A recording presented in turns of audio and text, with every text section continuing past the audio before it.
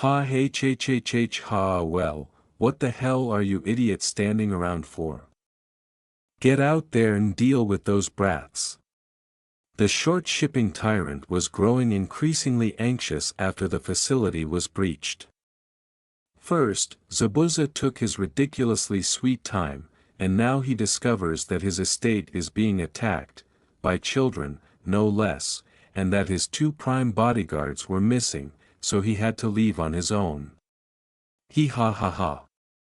His breathing was becoming a little labored by this point. He was overweight because, as one might expect, he didn't exercise much. Gotta get out, Ard, damn it, he said, moving to a corner and listening to the sounds of combat, or more precisely, the sounds of his goons being thrashed. Wasting all that damn money just to get a bunch of losers to try and protect this place, he said. He checked to make sure everything was in order, and because going out the rear was probably his best option, he rushed for it. Almost there, he exclaimed. This was the first time in years that he had run to the point where he felt like puking everywhere, something he had never really anticipated happening. Ah shit ha, he said, having already passed through the most of the structure, he hoped that a brief break would not kill him. He could hear the noises of combat far behind him, so he knew he was safe. Boom, oh shit. After all, it wasn't so safe, and the wall's explosion threw him flat on his face and off his feet. You know, Gato, I hear you're one of the worst leeches in the history of the world. When I saw how bad off the Land of Waves is doing because of you, I started to believe it, the tyrant said, exhaustedly rolling over and attempting to move away from the new renovation to the hallway when he saw a shadow emerging from the smoke. Knowing that he had just been captured, Gato kept silent. Zabuza's not going to be able to save you right now, he's out of it at the moment, he said, his sharp blue eyes visible as he emerged from the smoke, dressed in camouflage cargo pants in white, gray, and a black long-sleeved spandex shirt with an orange spiral in the middle of the chest. He didn't appear angry, but he did have a disapproving expression. Naruto approached the older man and said, "Wait. Don't kill me."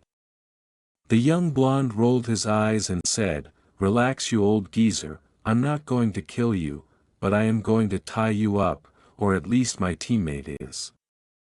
"Naruto, you still there?" a woman's voice asked from behind him.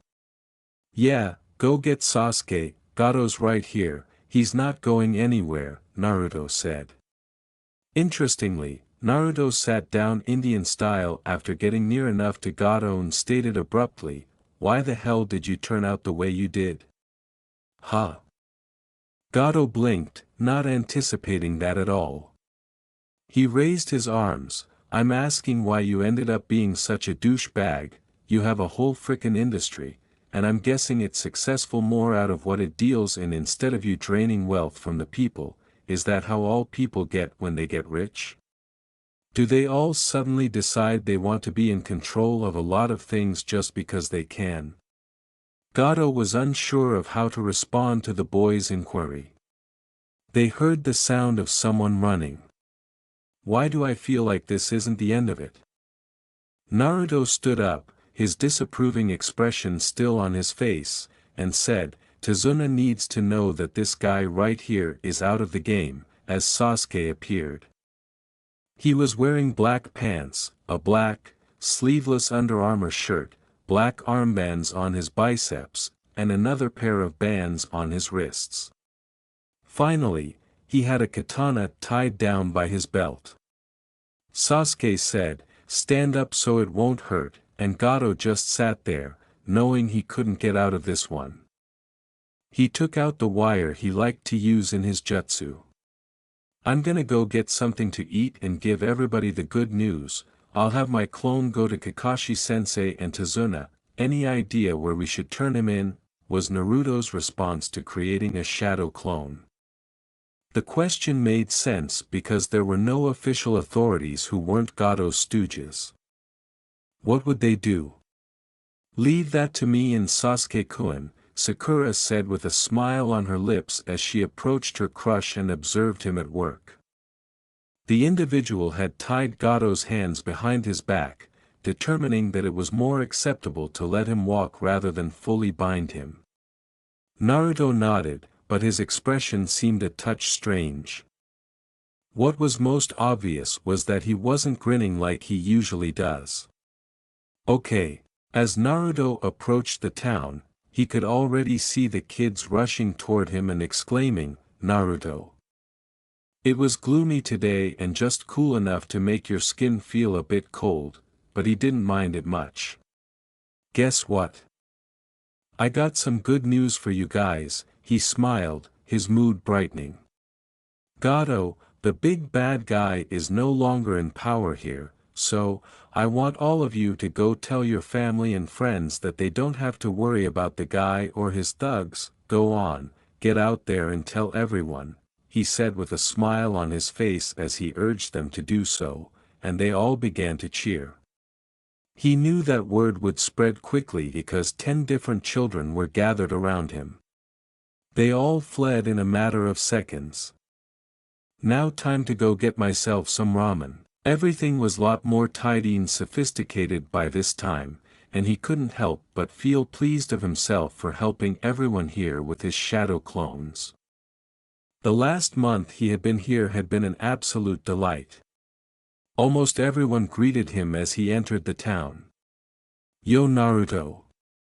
Morning Naruto-kun. Hey there punk.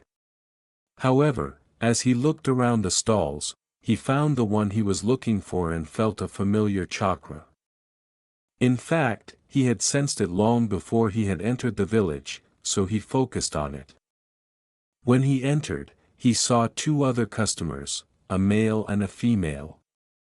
The girl was wearing a red shirt, black shorts, and an odd hat in a style he had never seen before. It was she who possessed the recognizable chakra signature. With a smile as dazzling as Naruto's, the young waiter Nobuo asked him, "Hey Naruto, what can I get for you?" How could he not be thrilled to witness the greatest shinobi to ever enter the land of waves enter his father's restaurant?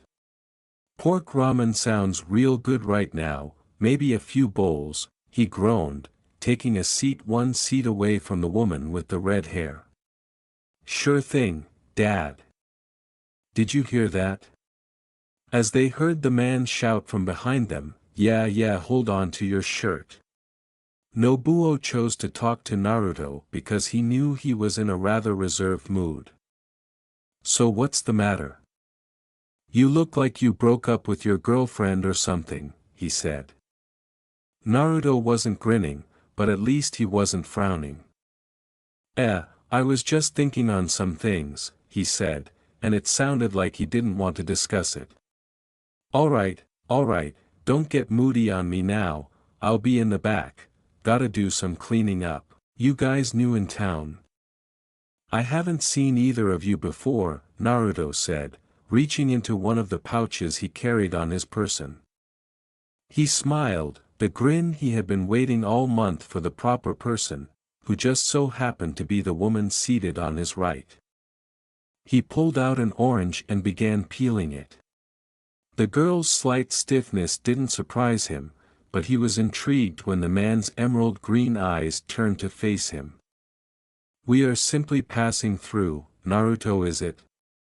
You seem to be famous in this town, he said, observing that the girl kept her chin on her hand as though he wasn't even there. Perhaps she was simply waiting for her order to arrive. When he gave them his friendly look, neither of the other 2 could be so impolite as to refuse him his response. Yeah, I'm a shinobi, you see, and my team and I were assigned a mission to guard some old guy while he builds that bridge you see out at the front of the village. He's almost done with it, so, what are your names if you don't mind me asking? I am Kimimaro. The girl's fingers popped. The name is Tayuya. Don't go hitting on me and I won't rip your balls off, she said, making eye contact with him. Naruto blinked in surprise and gave her a brief glance. Hee hee ha, okay, I wasn't planning on it but you got my solid promise that I won't, the girl said, still glaring at him, not sure how to interpret his sunny expression. She wasn't used to people being so amiable toward her. Good, she said, assuming the conversation was over, and returned to waiting for her food. To hide his abrupt grimace, Naruto bit into his orange. He knew Tayuya had recognized him before he had entered the ramen stall because she had been following him that day. On the day he performed for all of the kids and many residents of the community, Tayuya and Kimimaro, cool, are you guys a couple? He asked, intrigued when they both looked at him simultaneously. Fuck no, Tayuya said angrily, we are simply comrades, and Kimimaro looked away when the waiter brought his order and Tayuya's. Here you are, one house special and one beef ramen, he said, smiling as he set them down. So, you planning on eating all the ramen we got? Nobuo asked Naruto, jokingly, adding, nope, I still have a mission, I'll be needing to leave when I'm done. Tazuna isn't exactly safe right now, even though he was a little afraid that might actually happen. This dude called Zabuza Momochi was hired by Gato to kill Tazuna. We beat him the last time we met but my sensei has the feeling that he isn't really dead, so yeah, if he's alive, I'll be needing to get back to my teammates to help guard the old drunk. Anyway, where's my food, damn it? Naruto said thoughtfully as he scratched his forehead. Tayuya listened with little interest, but Kimimaro didn't seem to care. Why's that? The waiter asked, looking worried. The waiter nodded, half smirking, but still appeared a bit concerned. I'll go check, he said. At this point, Naruto became aware of something strange. He had thought the house special was for Kimimaro, the male, when the other two had arrived. You can only imagine how shocked he was to discover that Tayuya was eating from the big bowl filled with a variety of foods, including crab, some vegetables, chopped sway, and, surprisingly, some corn and noodles, among other items that made Naruto's mouth water. Wow, the fuck are you staring at? Tayuya raised an eyebrow as Naruto glanced at her and turned to see his startled expression. You're the first girl around my age I've seen that isn't afraid to eat a big meal, I like that, he said, grinning despite her sudden outburst. For the most part, Tayuya just kept glaring at him, but she was curious nonetheless. Don't you hang out with other kunoichi? She asked, not afraid to subtly imply that Naruto was already aware that they were ninja. Yeah, but most of the time my female teammate is always watching her weight. She's a really good friend, but, really, you know. A big girl needs a big meal, and while I don't expect her to eat as much as a stamina freak like me, she could use a little extra meat on her. Tayuya simply replied, yeah, but he ended up grinning slyly at his own words, I like my girls thick. As he had anticipated, the redhead abruptly swallowed her mouthful of noodles somewhat harshly and began hammering on her chest. As the girl attempted to clear her windpipe, Naruto laughed and said, breath, just breathe. Kimimaro remained silent but kept listening. Meanwhile, Naruto's order arrived, and the chef and his son arrived and sat down his 3 bowls. Naruto, don't go screwing with my other customers you hear, the cheerful old man said with a smile. Laughing, Naruto said, I couldn't resist. Since arriving in the land of waves, the blonde and the Uchiha had been training extensively. So what are you up to today, eh? I thought you and Sasuke were supposed to be training, the speaker said. I guess you haven't heard yet, and that's probably my fault because I didn't say anything. This morning I went to that fucker Gato's place and took him down, she said. You did what? Was the smartest question the old chef could ask, and Naruto didn't think much of it, just grinned and said, "You heard me." It wasn't clear whether he cared about answering any more questions or not because the blonde began slurping down his food in a very Naruto-esque manner. "Hey asshole, what kind of perv are you?" Tayuya, who had regained her breath, glared at the blonde, unconcerned by the other two. Naruto nearly gasped from the outburst of giggles, but he was able to control it. "What? I can't like girls like that. I don't have anything against skinny girls but they aren't exactly my type," he said, giving her a curious expression, but the girl somehow knew he was being playful. The strangest feeling came over her as Naruto looked her up and down. "You're still growing obviously, but you're more of a woman than all except one of the girls I know, how's that?" he asked with a playful grin. She looked down at herself self-consciously, something she had never done before, and then looked directly back at him. "So does that make me shit on a shingle or what?" she asked.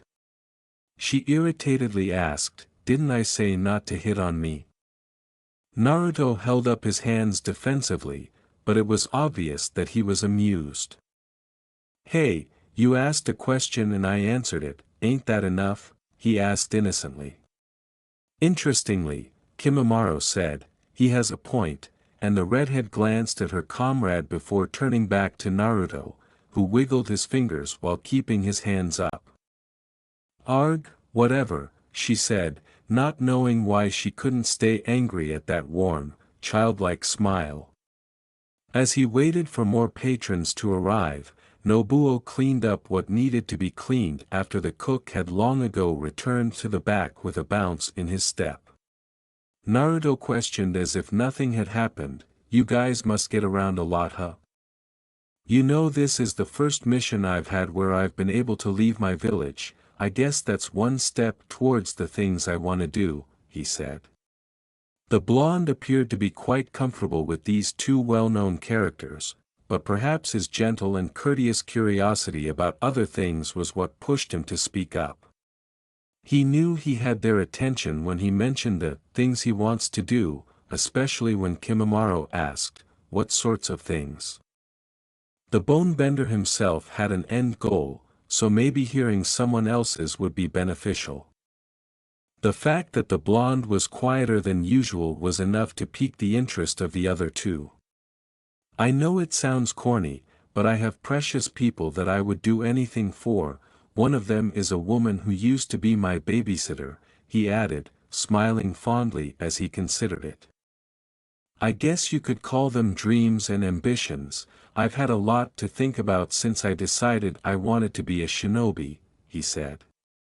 Tayuya had sensed the abrupt change in the boy's aura, so she listened carefully when Kimimaro said, "And her name is Anko, and I've known her for a long time because she's a family friend.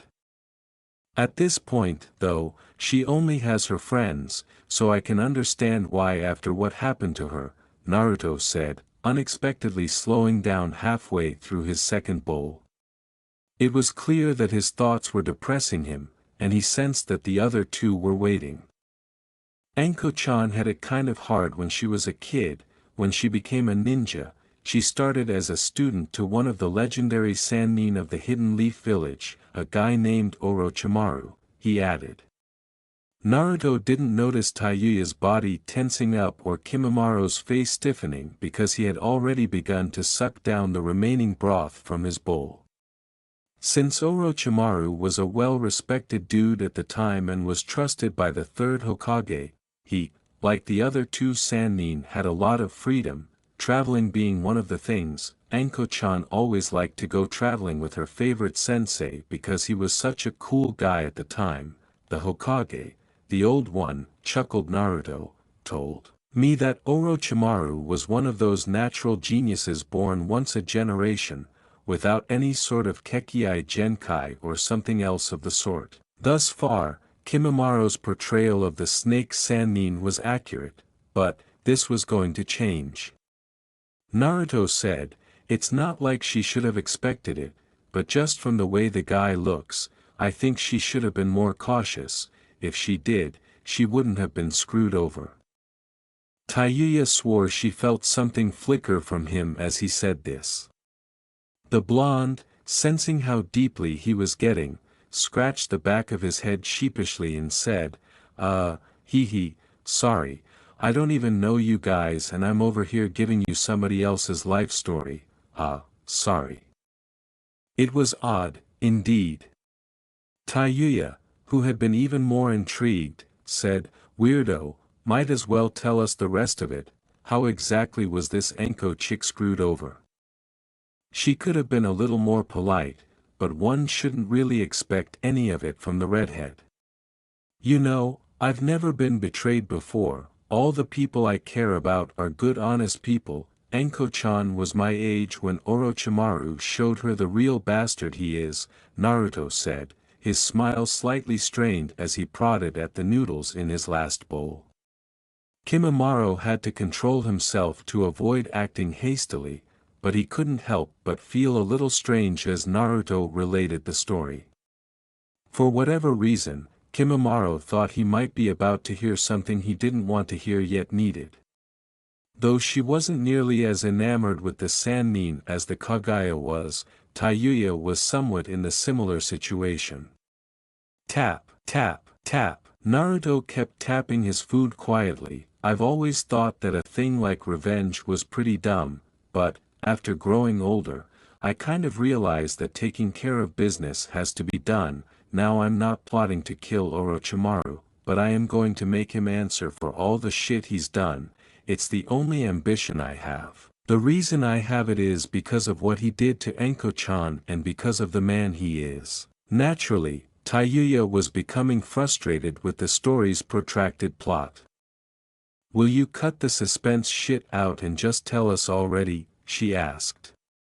This time Naruto was serious. Orochimaru had been there for her, always promising her a better place in the world, always helping her when she needed it, and training her to be stronger, but it wasn't for the right reason. He was waiting for her to make a choice after everything he taught her just to see if she would be useful for whatever fucked up plans he had.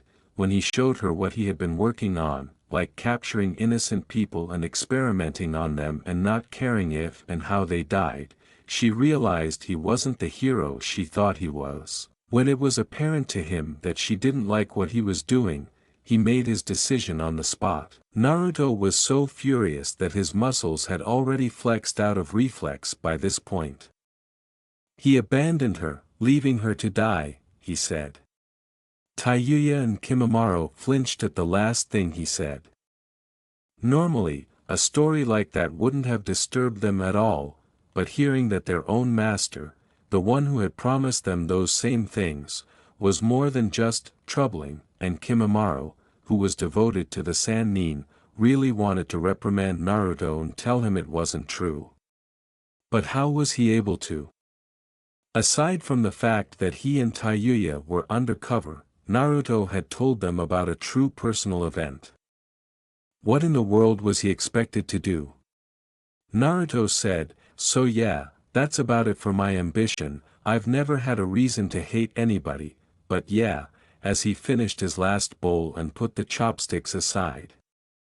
He was expecting shocked looks, and it's safe to assume that he didn't know why they were, but hey, all in good time.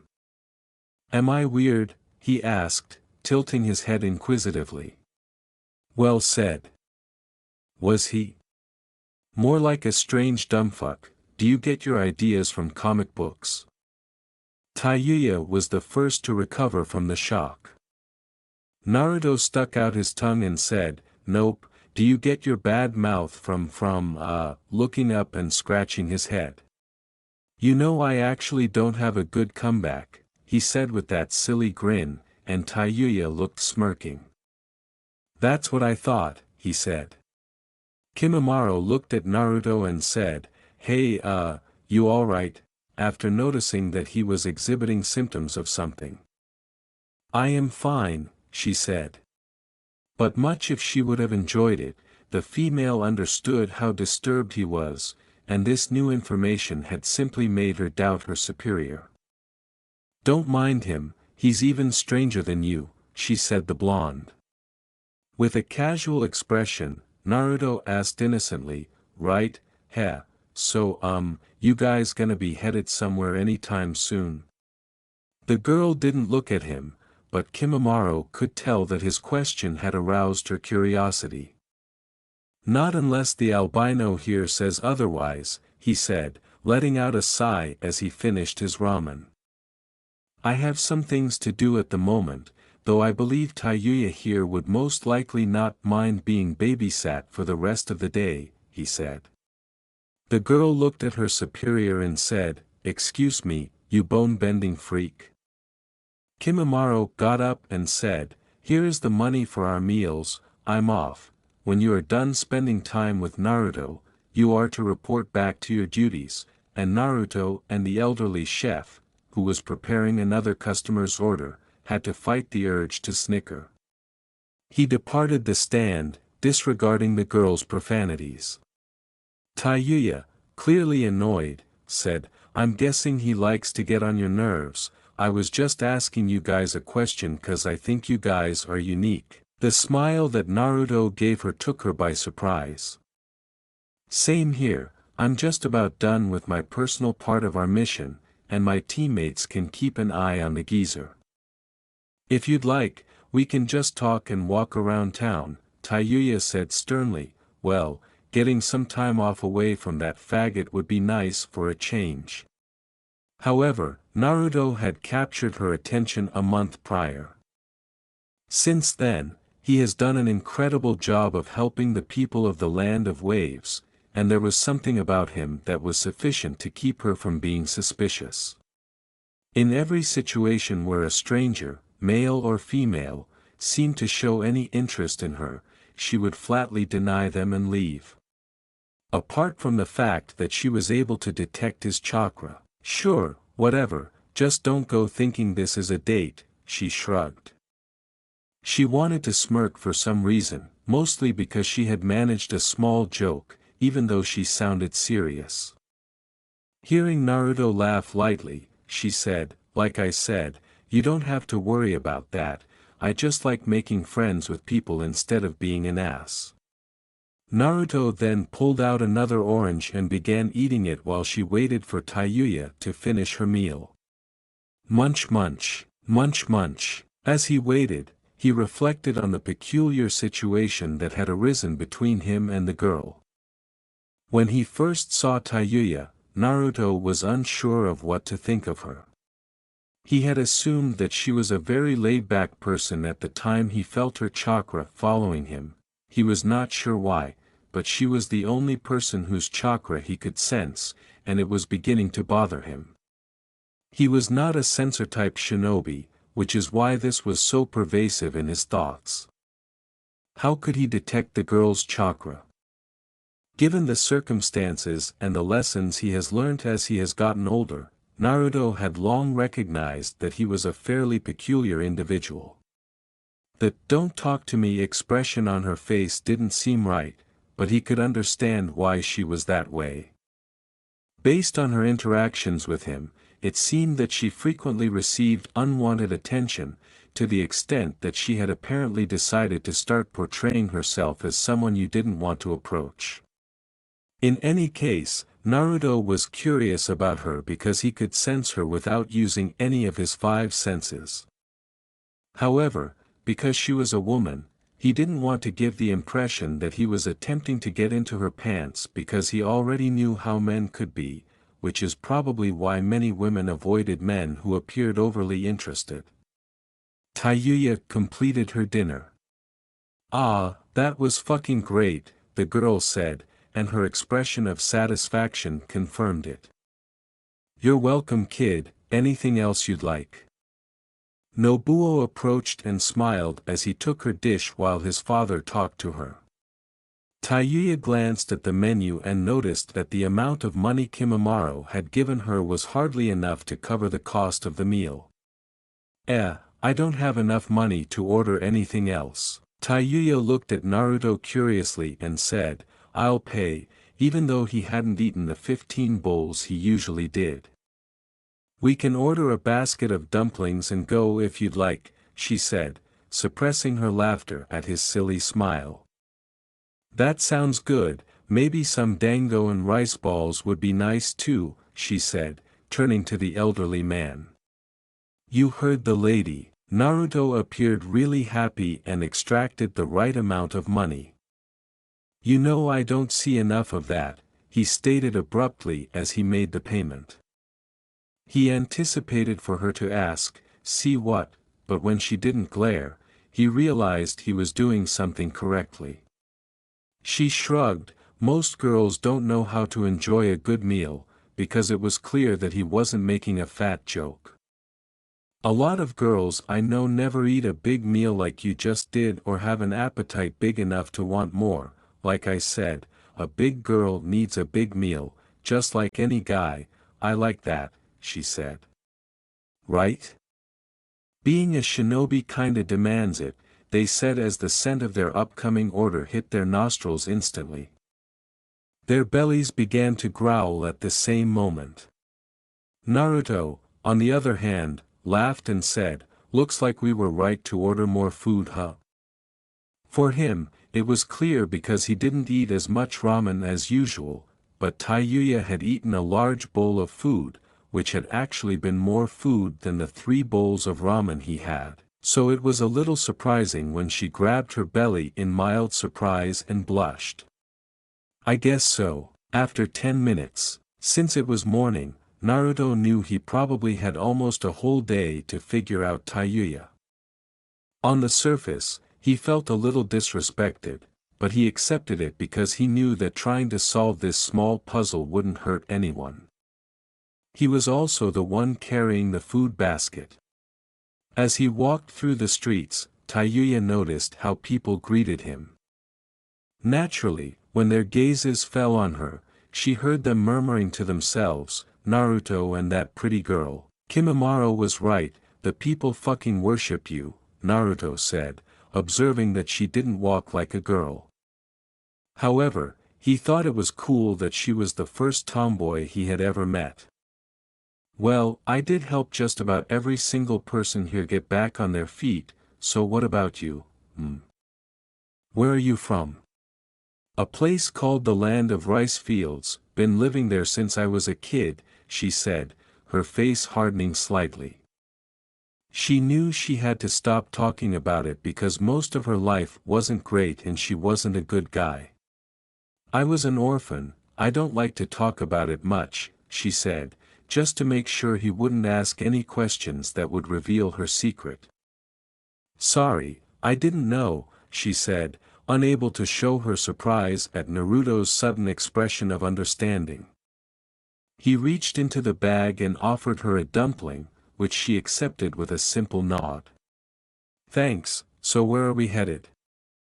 "I'm getting sick of all these people looking at me," she said. "Well, I was thinking the park, so we could sit down and eat, how's that sound?" She didn't mention it, but she couldn't help but notice how much more cheerful he seemed to be now that she was with him. He had looked a little troubled when he had walked into the ramen stand, but she could see that he seemed to be in a much better mood now that she was around him. It confused her because she usually could see that any guy interested in her was primarily trying to sweet-talk her. That was not Naruto's intention. She tried to figure him out, even though he was a few steps ahead of her. What had initially drawn her attention to him was his ability to sing, at least the song he had apparently made up a month ago, and she would never forget it. Even though she didn't care much about other people's lives, there was something about him that called to her.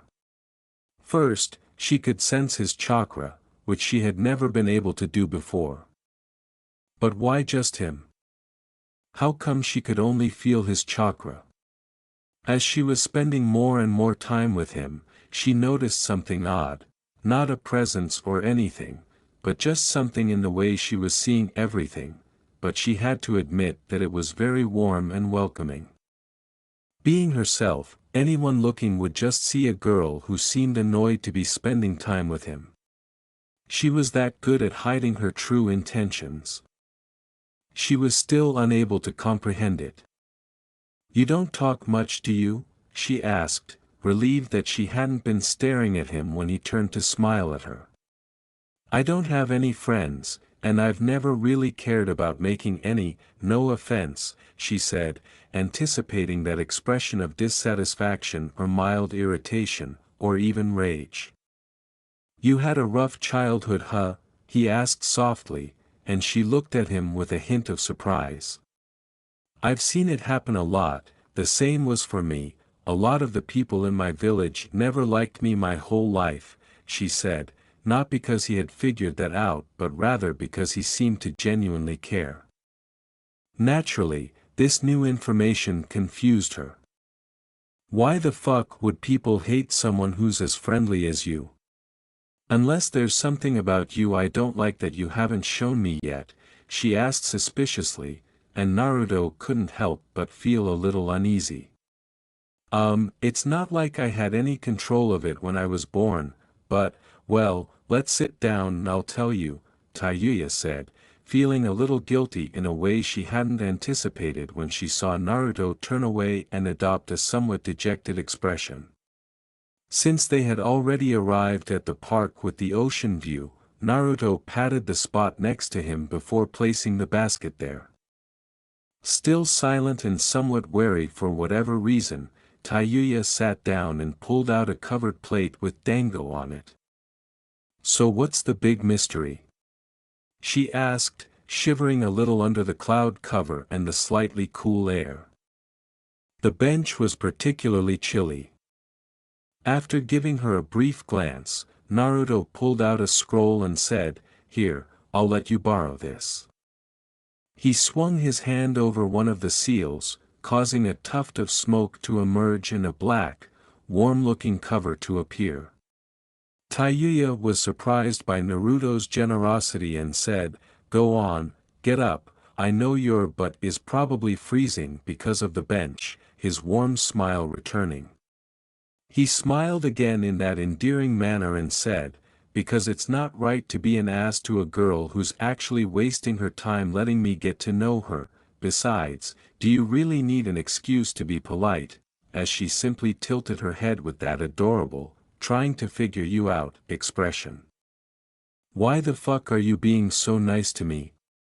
she asked, still having to crane her neck up to see his puzzled expression.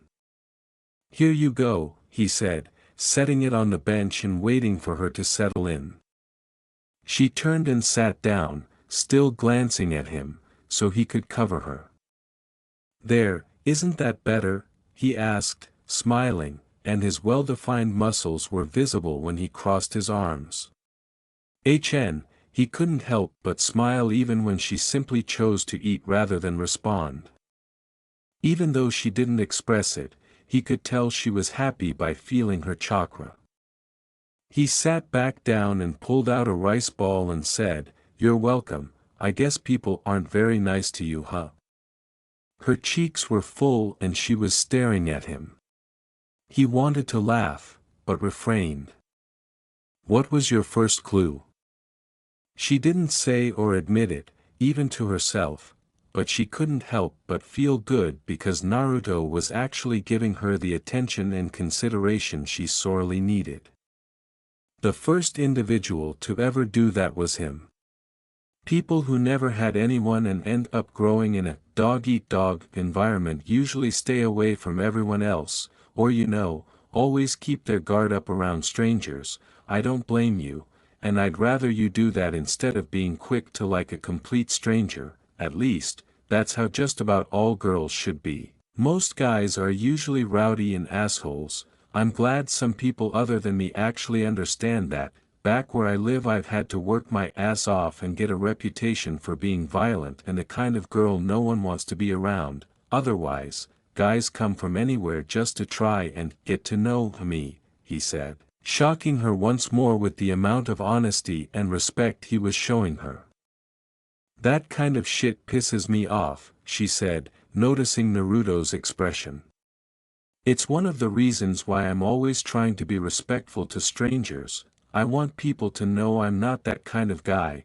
I know you probably think I'm weird, but that's a given. I really am a strange person, Naruto continued, realizing that he still hadn't told Tayuya about the things she had been suspicious of earlier. But the topic at hand was more important.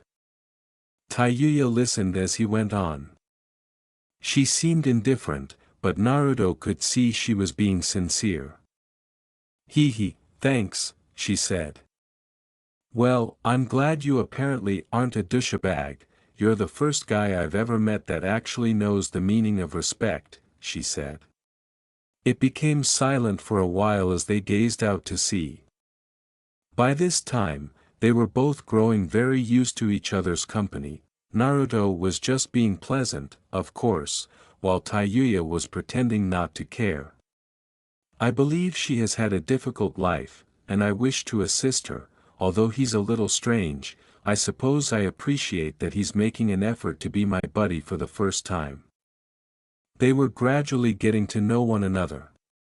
For Tayuya, this was significant, primarily because, as she acknowledged, she had no friends and Naruto seemed like a really interesting guy based on his behavior. Do you know a lot of people? She asked abruptly, unsure of why she did. Yeah, some of my classmates who made it to Genin like me, my two teammates, my teacher, my new Jonin sensei, old man Hokage, dad the new Hokage, my mom, my once babysitter, the list goes on, she said. Tayuya's chewing significantly slowed as she gazed at the floor. She felt a little jealous of him. Naruto tried to cheer her up after noticing something was wrong. I can see why you're a bright ball of sunshine, your blonde hair kinda magnifies it, he said. Your hair suits you just like mine suits me, it's really pretty, Tayuya said, her eyes widening as she gazed at him. What? Naruto blinked. You're not the first guy to tell me my hair looks nice, she said, and judging by her tone, it seemed like one too many guys had told her that to gain some leeway. Naruto scowled and turned to face the ocean. Sorry, it's just that my mom has long red hair, and it's actually the thing that brought her and my dad together. It's really beautiful and she knows how to take care of it. I just thought how both of you were similar because of that, she said, unable to tell if he was in trouble. The girl was upset with herself for becoming defensive so quickly. It's true that a lot of boys had complimented her on her hair, but each time they did, it was so overly adorned and sugar-coated that she would typically choke them. Don't worry about it, it's my fault really that I didn't consider how honest you were being, Naruto said, simply stating his honest thoughts about the situation. It's a natural reaction when I've had to deal with a lot of bullshit thrown my way, she said, turning away and seating herself back, further encasing herself in the blanket that oddly smelled like ramen. So basically I need to make sure not to compliment you because you've already gotten too much of that from the wrong people, huh? Huh, my bad, he said with a sheepish smile after realizing where she was coming from. Well, that was going to be a little difficult. Or maybe not, because Tayuya kept well, since I can tell you aren't a guy who's thinking with his dick, I guess I won't mind you specifically telling me what you really think from time to time, and thanks, no one's really told me my hair looks nice and actually meant it. You're the only sincere guy I now know when it comes to telling me what you think of me. You're welcome, Naruto said with his foxy signature grin. He was proud of his sudden sense of accomplishment and was happy that the girl was opening up to him because she truly needed someone to talk to. He detested to think of the life this girl had to lead and whether she was still living it. He wanted to inquire, when he asked her a personal and strange question, so, if I may ask, are you happy living the life you're living? She looked at him and raised her left eyebrow, asking, what do you mean? The more he seemed worried about her well-being, the more she trusted him. She couldn't help but feel uneasy when Naruto glanced at her and sat back with his arms resting on the bench. I mean, you say you don't have any friends, aren't you sick of the way you're living? Don't you want to go somewhere where people actually appreciate you? He asked. She initially turned her back on him and adopted a thoughtful expression, clearly to let him know she was considering it.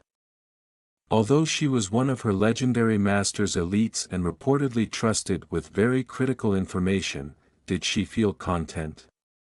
She had never asked herself that question before, so when Naruto raised it, she began to reevaluate everything that had happened thus far. She had been thankful to the man who had saved her from the miserable life she had led when she was younger, but as time passed, he had evolved into more of a boss than a father figure. He brought in an increasing number of people until he had his own little country, and she was essentially relegated to the generic plate that they all served him. He didn't think she was particularly special. No, I guess I'm not. I never really thought about it. Naruto's instincts cried out to him in an attempt to pull her out of her suddenly vulnerable state. Hey, you alright? I was just asking because as a guy who wants to be Hokage, I kind of have the urge to help people when I know they aren't living a life they want, you know? His candor once again astounded her, and she turned to face him. To her relief, Naruto didn't take offense at her comment at first. I guess that's a noble cause, but I'm not from your village. Why would you care about a stranger like me? Because a lot of people die too young or end up living the wrong way because of the mistakes of the older generations, whether it's in the shinobi world or not. The roots from where every person came from can always tangle into a mess with someone or everybody else who's different from them, and that's where the trouble comes from. Words of the first Hokage, Hashirama Senju, more or less, you know what? He was right on the mark. I asked because, well, Konoha, my home might be a place you'd like. If you ever decided you wanted to move there, I'd be glad to help you out. I'm going to guess you're not bullshitting me, but at the same time, I kind of have obligations of my own. I don't think I can take your offer at the moment, Tayuya said after staring at him for a few seconds in curiosity. She had never heard someone so young with that kind of conviction or even that kind of awareness, and she couldn't help but grow a great deal of respect for him. Oh, well, I can't argue with that. Everyone has a road they have to take. I was just thinking I would like to walk the same road as all the people I'll end up helping in life, she said, feeling a little bad when he abruptly covered up a look of disappointment. I appreciate your concern either way. Could she say anything else? She had never had this type of talk before, so in a matter of minutes, this stranger had caused her to start doubting many of the things she had previously been certain about. She simply returned to enjoying the delectable dinner he had so kindly purchased for her. He went on, I don't know why, but I feel like I can trust you with this info. There's something just telling me to do it, anyway, when she turned to see the blonde gazing up at the clouds. Well, even if you did go, I think there's something about me you should know first. It's the big mystery you wanted to know about, he said. You wanted to know why the villagers in my village don't like me much. Well, it's hard to forget how people you love are killed by the nine-tailed fox when he's on a rampage, Naruto said, pulling out his first plate of dango, even though the beast inside his belly was thinking he was stupid for what he was about to do. Huh? Tayuya said as she stopped eating. What was he talking about, in the lower planes of hell? What was Naruto's connection to any of the Biju that she had heard about, especially the strongest one, from her master? I think just about all the nations know that 12 years ago, Konoha was attacked by the fox. What they don't know except for the people of the village is that he was sealed inside of me on that day, because I was born at the time. Tayuya questioned whether she had heard him correctly. After all, that kind of information shouldn't be shared with just anybody, right? Basically, I'm telling you that because if we end up being friends, and we go there, and you see people bad-mouthing me or being disrespectful to me, I just ask that you leave them to do what they want. Once I become Hokage, they'll definitely see I'm not the nine-tailed fox in human form, Naruto said, smiling at her, demonstrating his apparent level of trust. You know, I like you, you're tough as nails, and you know how to handle the truth like you own the place. Most other people would be a little weirded out at least, he said, laughing when it became clear she had no idea what the hell to say to him because he knew she wasn't afraid or suddenly wary of him. Why does this guy act as though I'm a decent person or something, and why would he have any faith in her? Do you ever use its chakra? Naturally, as a girl who enjoyed power like her curse mark, she wondered what it would be like to channel the chakra of the most evil of the tailed beasts. As he continued to speak, his chakra continued to give off a warmer and more welcoming feel to her, and she felt so calmed by it. Naruto attempted to mimic the fox's incredibly fierce voice, but failed miserably. His chakra actually, and not a lot, I've learned a few things on my own and have some abilities that kinda rule out my need to learn how to use his chakra, but he still trains me because it gives him a greater chance of survival. You talk to him? Tayuya asked, nibbling delicately on the last of her dango. Naruto nodded enthusiastically, sure do, you want to meet him? He's not that bad, how the heck would I even do that, she said, acknowledging that meeting such a strong being would be a little frightening, even for her.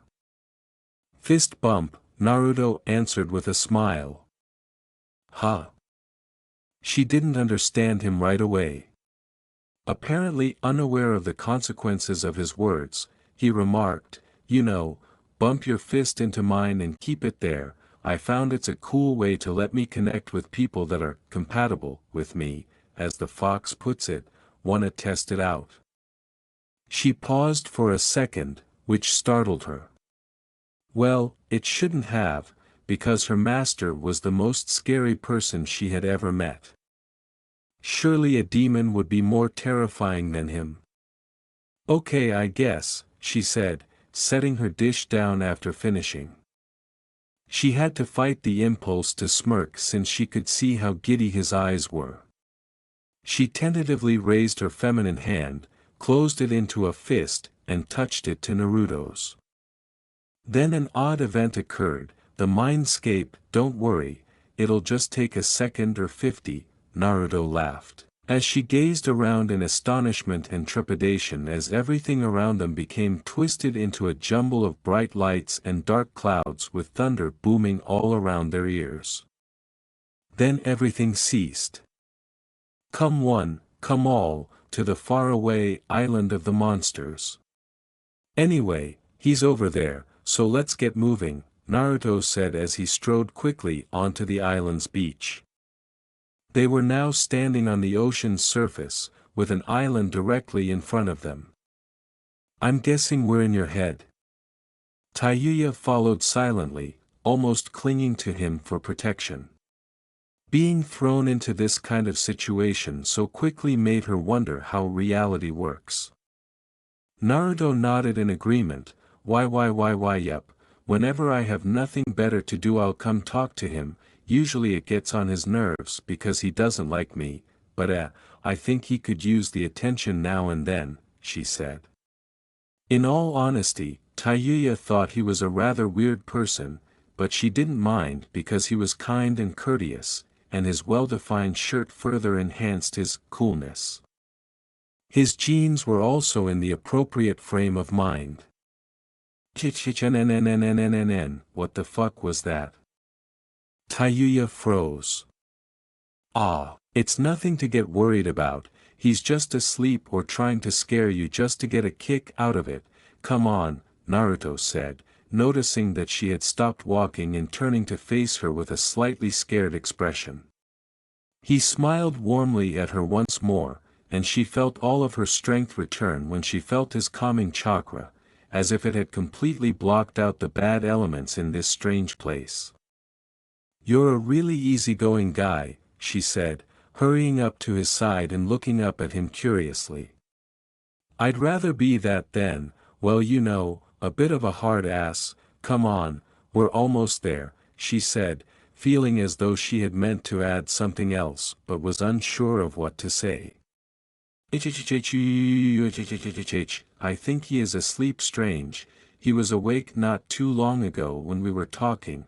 Heh, I hope he doesn't get too mad when I wake him up. When he starts yelling, it's enough to throw you right off your feet. Huh, Naruto said, feeling a bit uneasy when Tayuya suddenly stepped quite near to him. As they passed through the verdant surroundings, Tayuya heard the sound of rushing water. Hee, she said, grinning up at him with his amused look. They arrived at their destination in just one more minute.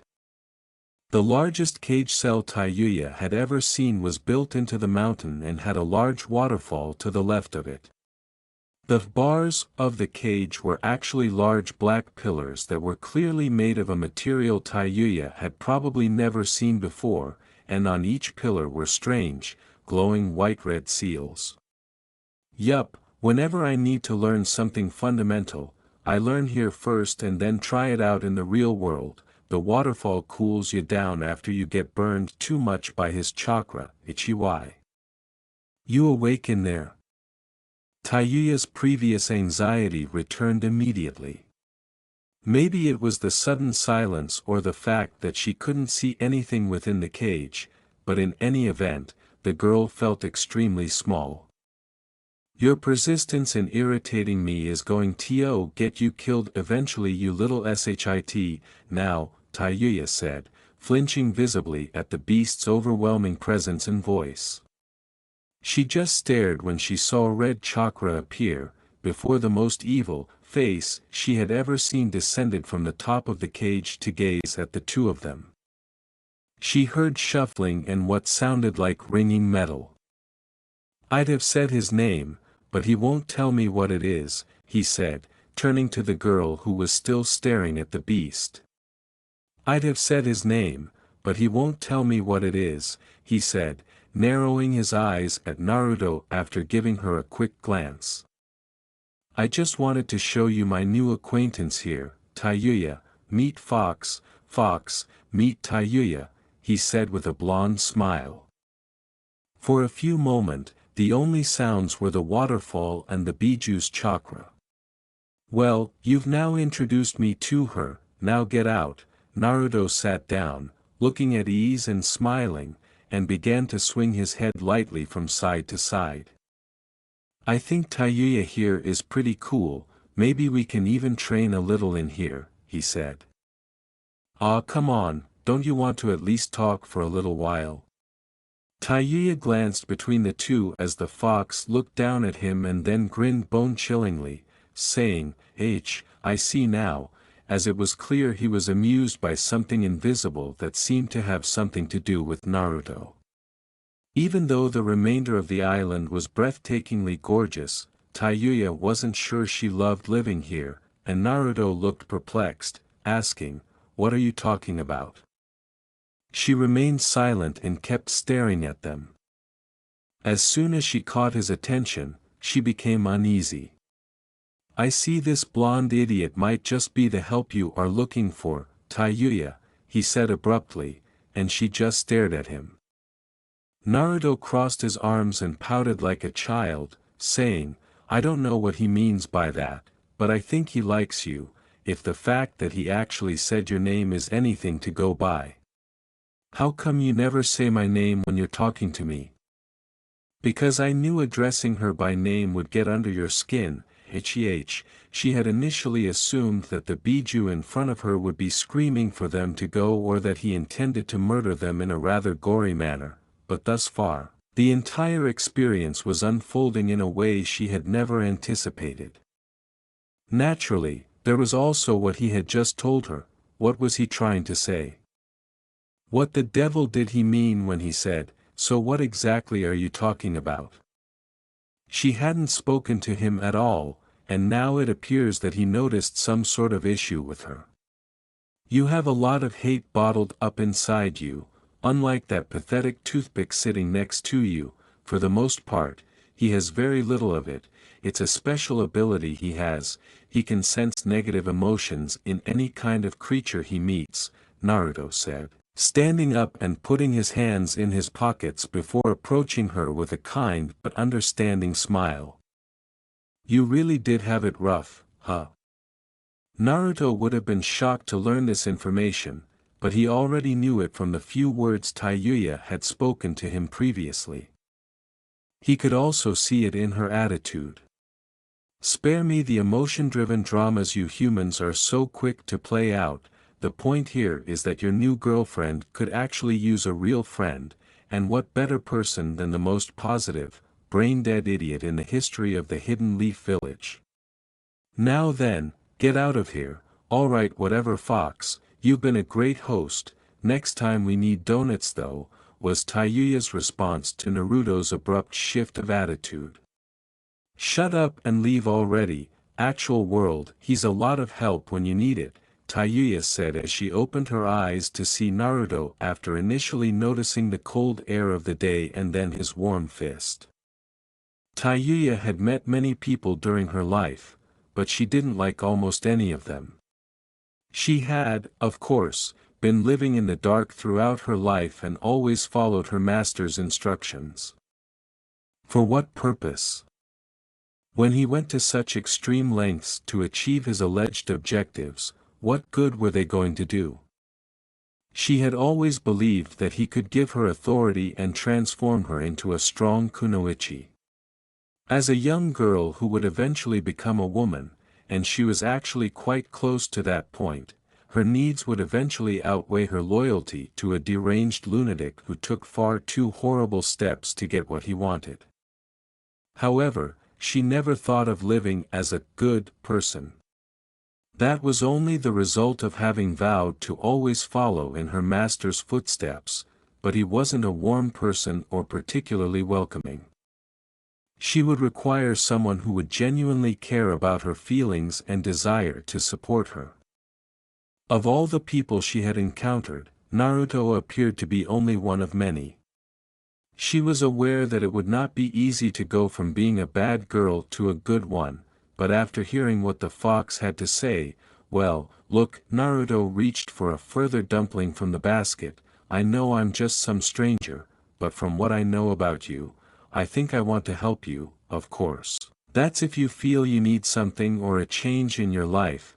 The fact that the fox said what he said is proof.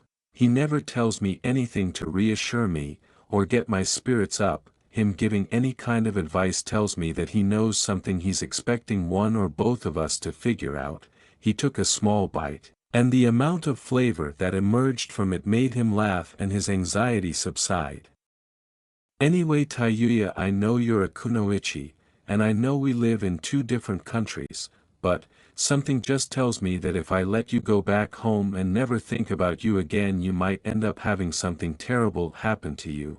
I know I'm weird like that, but my healing abilities would make the chances of me experiencing something terrible a lot smaller than you. I think every time I've made an effort to know somebody, it always turned out great. I'm still having trouble with the fox, but I'm working on it.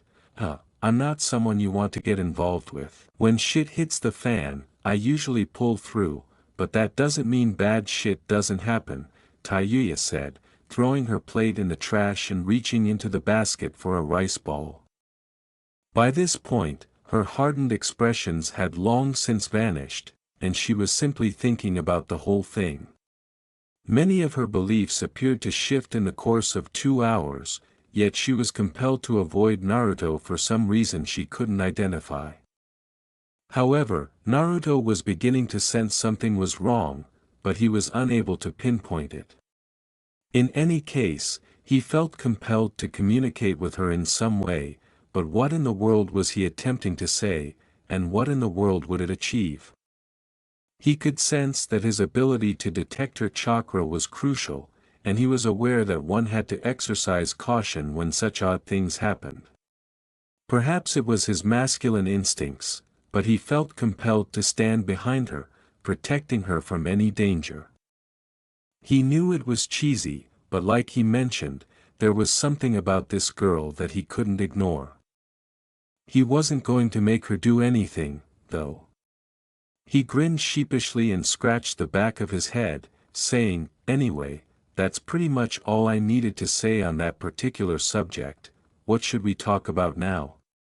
He knew the entire conversation they had just had might have been a bit much for the girl, so he knew he should change the subject rather than making her feel as though her life was in danger.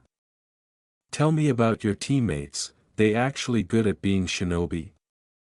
Tayuya asked with a startling shrug. Well, this was a topic worth discussing. "You have no idea," Naruto said with a smile. "So anyone know where Naruto went?" Kakashi wasn't concerned, but he did believe it would be appropriate to have a semblance of where his students were on a perilous assignment. "He said he was going to go eat something. Want me to send a shadow clone?" Sasuke, bored beyond belief, kept his eyes fixed on the bridge's side.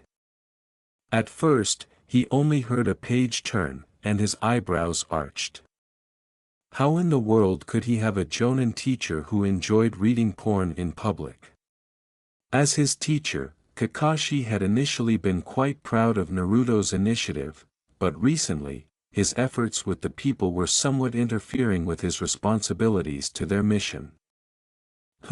No, I'm sure he'll come around eventually, he's probably out spending time with the villagers," Kakashi said. Not much, except that Naruto no longer stayed with the villagers to watch over Tazuna and instead spent more time with them. He didn't mind, but equals taking out a handkerchief, Sasuke with her hand covering her face, she shamefully accepted it and gave him a small, "Thank you." Sasuke didn't mind, he had just been bored because he couldn't train at the moment. Naruto had made it clear that one of the things he still needed to do was find a small hobby he could do while on a mission like this, and he was only now beginning to regret it. At this point, it was about noon, 3 hours after they had captured Gato this morning, but the clouds were still present. Sakura's scarlet face was essentially proof that his idea, "that would kill me, really," was correct. Naruto would have caught that on camera, good thing he's not here, huh? Perhaps, but no, he didn't have the stuff he required, therefore there was no point. "Hey!"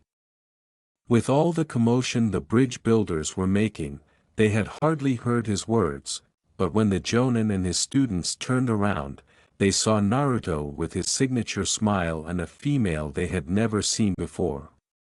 Of course, Sakura quickly washed her face and like nothing had occurred.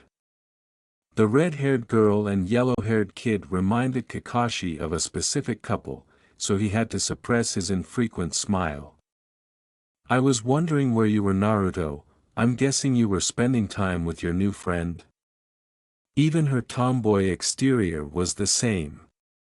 Check, clenched fists, check, manly poster, check, glare, yep, the second-generation Kushina Uzumaki has just emerged.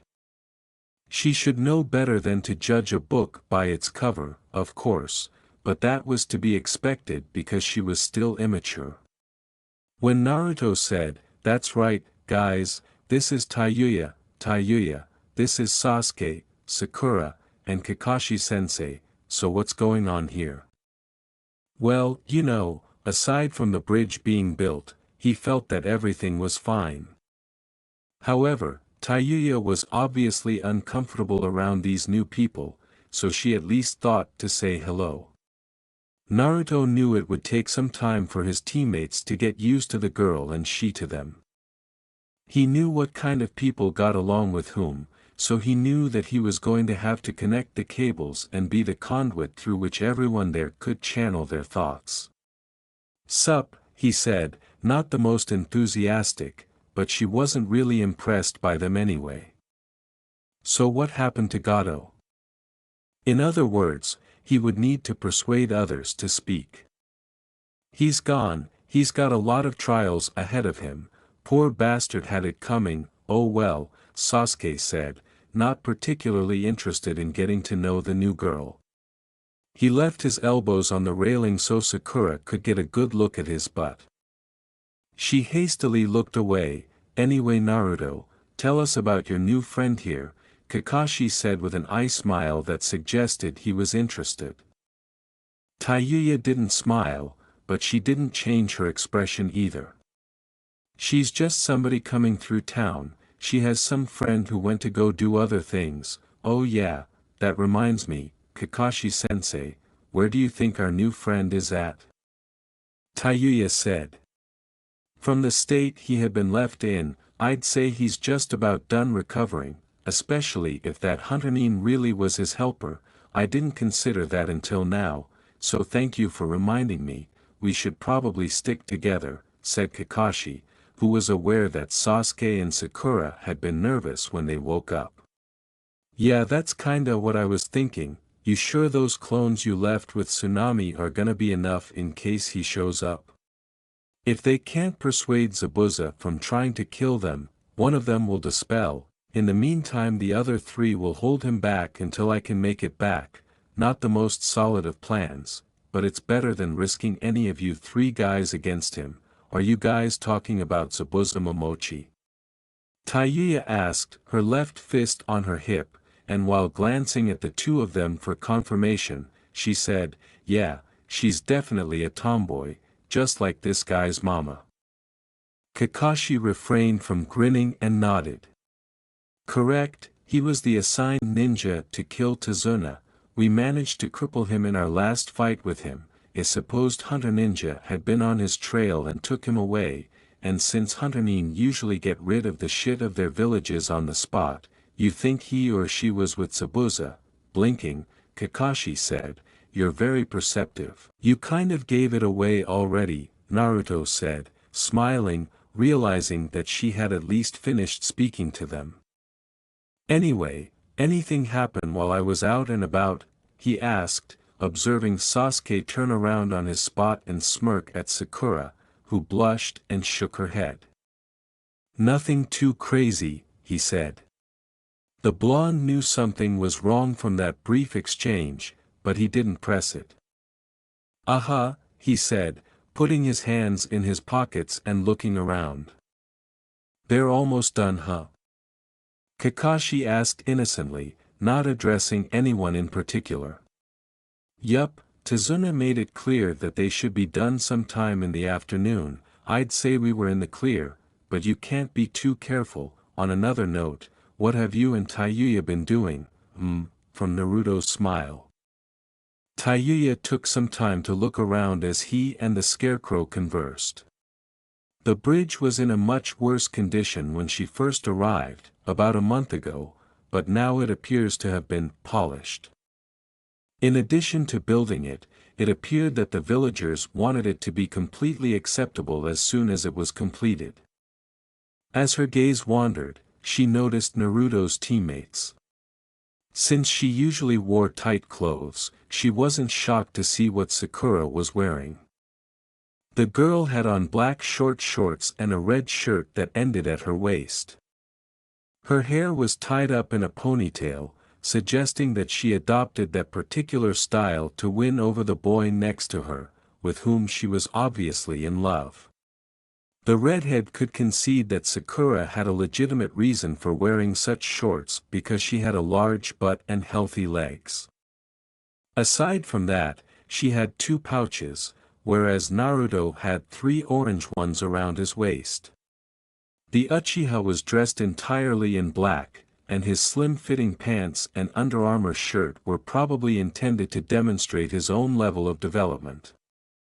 Looking at Naruto again, it appeared that all 3 genin had chosen their appearances to better complement one another. The only weapon he carried was his sword. She picked her nose absently, not even caring if anyone looked, saying, "They don't look like much."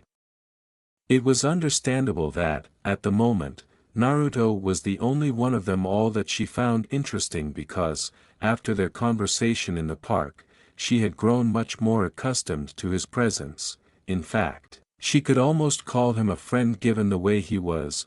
he has never insulted her or gotten upset at any of her petty remarks. Any other individual would want to wring her neck by now. As she watched Naruto prod Kakashi's chest, she nearly grinned. And what did I tell you about reading that frickin' book out here on the job?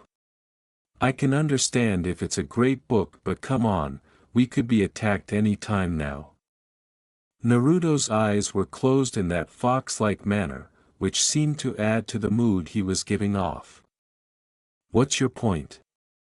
For someone who was hailed in the Bingo book as an exceptionally powerful and dangerous shinobi, the renowned Kakashi of the Sharinganai didn't appear to embrace anything that nations all over the country had assigned him. Are we done being here? I'm bored. Where do you think Naruto met her? Sakura whispered to her crush, while Sasuke kept his eyes on the ocean. Probably when he went to go get some ramen. She's not bad, I can tell from the way she stands that she's very strong, she said, looking back discreetly to see what the redhead was talking about. She couldn't understand why Naruto, the friendliest and most polite guy she had ever met, was hanging out with someone who exuded such an air of inaccessible aura. The girl with the bubblegum-colored hair saw things very differently than Sasuke because she was a woman. She doesn't stutter, and she doesn't waver, she's sharp enough to take in the surrounding environment as if she's preparing for a potential attack, and it's her eyes, Sakura said, blinking at that and taking another look as Naruto raised his hands in a playful manner, seemingly shielding himself from Tayuya. You think so? I don't understand why Naruto likes her, said Sakura, clearly not understanding, so Sasuke simply sighed. Naruto sees something in her that he can relate to, and because of that, he wants to understand her more, it's why he's willing to give her the time of day, or he's attracted to her. I'll admit, she's pretty. Naturally, Sakura glared slightly at the redhead at this remark, her fangirl instincts taking over. That skank will never get her hands on my Sasuke-kun. Cha! If Sasuke hadn't been so self-controlled, he would have rolled his eyes and said, do you think it would help me if I told 50 girls what I thought about each and every one of them? And no, I'm not, I'm just saying why I think Naruto's hanging out with her. Sakura was essentially in the same boat as the inner her, saying, you never tell me or any girls how we look. Are you attracted to her? But recently, he's decided that, they're on a team. Naruto's encouragement also helped. Then, Sakura improved her appearance. Oh, I see, she said. Sasuke could tell by the girl's tone that she might be seeing the redhead, so he repeated, if you want to know, yes, I think you look good the way you are. He couldn't even begin to imagine how much that one statement boosted Sakura's confidence, and was a little taken aback when she simply grinned and said, thanks Sasuke-kun. On the inside, though, Sakura was bouncing off the walls and tearing shit apart with joy. I won't explain or demonstrate what's happening to you. Anyway, Naruto was cleaning his fingernails on the other side of the bridge while leaning against the railings. How much longer are you and Kimimaro gonna be here anyway? Having spent enough time with her, he felt that he liked the girl. He thought it was cool that she was so direct and unafraid to express her opinions. Another week I think, why? Tayuya didn't look at him, but based on her chakra, Naruto could infer that she wasn't offended by anything he could say. She was genuinely sincere because she knew exactly what she was talking about. He just didn't get much of a chance to socialize with people growing up, I can tell, Naruto replied politely. She could tell by the tone of his voice that he must have already figured Kimimaro out. I like hanging out with you, also I think I should get to know Kimimaro also, he's a bit cold, but I think I can make it work, he said with a small laugh. Good luck with that, that guy's got a heart of stone. The girl's chocolate-colored eyes turned to him as he said, Sasuke's not that different from him, the only difference is that Sasuke can actually smile, or smirk most of the time anyway. I bet if I spend enough time with Kimimaro, he can change for the better. Why are you so positive about everything? In her current state of mind, you wouldn't be able to put polite and like in any sentence, but here was this guy who was so upbeat about everything or anyone he was interacting with. I don't like being negative, people fight when that shit's going on, and it never ends good, better to respect each other nicely instead of hate everyone's guts for no reason. Of course, you might not see it like that, but I'm hoping you change your mind soon, Naruto said, straightening up and meeting her eyes with his dazzling grin. She could tell he was being playful again, and she turned away to stare off into space. True, but that's not the case right now, is it? Only because I'm keeping it that way, she said, explaining that she couldn't be angry with him at the moment. Nye, he said, sticking out his tongue at her, but she simply shrugged. So what's with Pinky and Emo Boy? They a couple or something? She asked, making Naruto's cheeks hurt from not wanting to laugh so hard. No, but Sakura likes Sasuke a lot. Sasuke's not into girls yet, or at least that's what he wants people to believe. He gets so many girls coming after him when he's spotted in the streets that I can see why he keeps to himself a lot. It's crazy how so many girls are attracted to him. Tayuya glanced at the Uchiha, who was talking to a stranger who had come to him. He's got that sleek look to him, but I don't really see why he's so attractive. Also, I don't see why he's not grabbing your other friend's ass. A lot of guys tend to do that when they see something they like. Have guys ever tried to touch you like that? He asked in a tone she had not yet heard him use. Yeah, but I've always broken their hand before they could even lay a finger on me. Now it's just some dumbass teammates of mine that ever try that when they get drunk, she said, raising an eyebrow. For once, she sensed something negative from him as his eyes closed to give him that fox look again, a slight frown on his face. Sorry to hear that, I can promise that's not something I'd ever want to do to you, she said. What the devil is causing all of this? She was shocked to learn that her words had actually upset him. Yeah, whatever, don't worry about it, not like you'd get a chance anyway, he said, and for once, he winced. It may not have come out as intended, or perhaps it wasn't even the appropriate way for her to respond.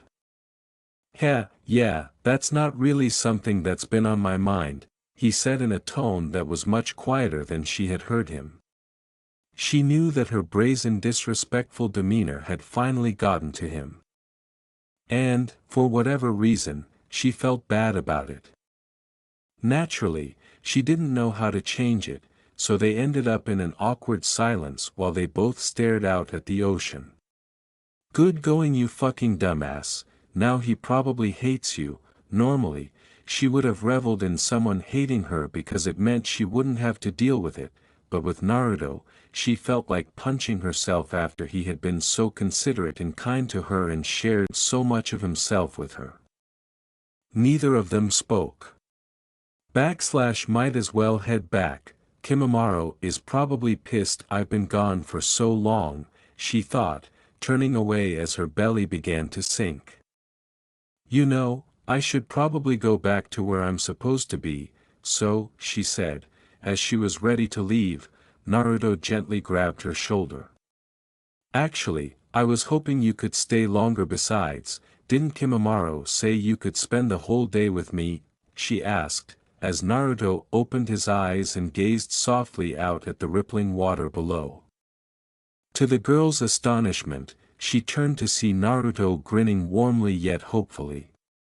She hesitated for a moment before moving closer and stepping directly into his face.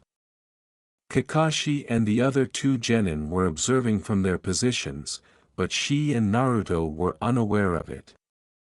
Though she was taller than him, Naruto felt a little intimidated for the first time in his life because she was still at his nose. In addition, she gave him a stern and calculating look, but she didn't look angry. "Is there a reason you like me so much?" she asked, not wanting to admit it, at least not yet, but her cheeks warmed up because she thought he was cute right now, especially when he began to scratch the back of his head sheepishly. He said, I like hanging out with new people." She drew closer to him, forcing him to lean back a bit. Her intense gaze was giving him a weird feeling, and he was shocked to find it positive. He liked the way her adorable nose wrinkled occasionally or the little frown she made as she studied him, as well as the large brown eyes that were framed by her red hair. She prodded his muscular chest, nearly causing him to recoil. "No lie?" she asked. "If I complimented you in any way on your looks, would you kill me?" he asked with a smile. Tayuya discovered that his attractive face made her feel something. She blushed, but her expression hardened. "Do you really want to know?" she asked, prodding him several times without noticing and failing to notice Sakura's intense gaze on them.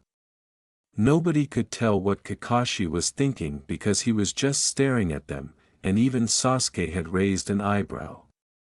Oddly, in contrast to his predecessors, Naruto seemed unfazed by the potentially dangerous woman who appeared to be staring into his soul. He simply laughed lightly and said, "I'd be lying if I said no."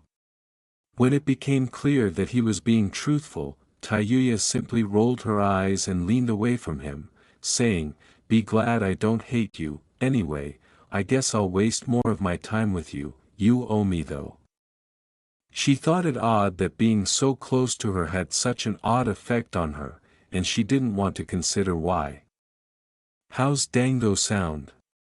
Naruto enthusiastically followed her as she continued along the rails. "Alright, that's fair. Do you have to stay here?" Tayuya's lips threatened to turn upwards. "Alright, that's fair. Do you have to stay here?" Naruto smirked at her almost whiny tone.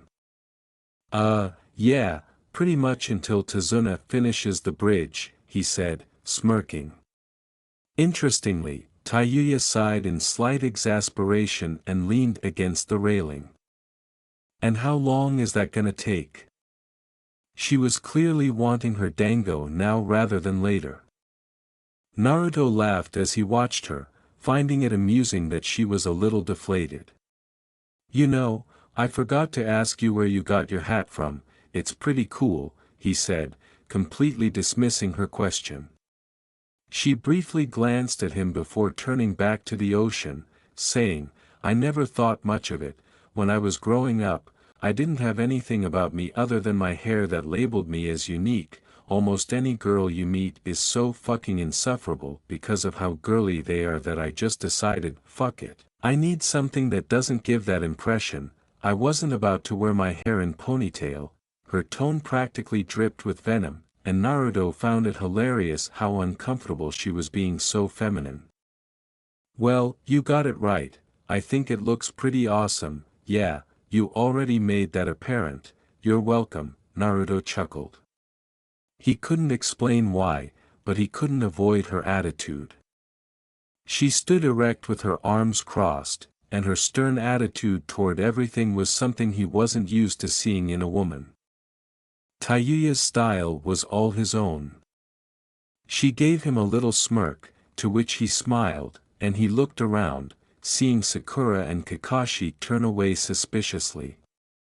He had the distinct feeling that he would be harassed by them when they returned home. Which made him think. He began to scratch the back of his head, and Tayuya noticed that he was a little nervous.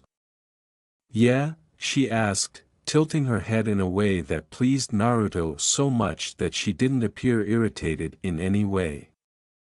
Are you, The girl asked him as he collected his thoughts. Naruto didn't even know why he was feeling uneasy because he was only going to ask her a straightforward question. are you still considering what I told you about? She didn't understand at first, but then she remembered, you're still on about that? She turned away, scratching her waist when it started to itch, and said, well yeah, I mean, I think you're really unique, and I think from what you told me about yourself, I'd say I would really like it if you considered coming back with me to Konoha. Although it was odd that such a random guy would ask her that, the fact that it was Naruto was bringing her one step closer to actually doing it. Even if Naruto wanted to help her for whatever reason, the truth was that she was practically on a leash.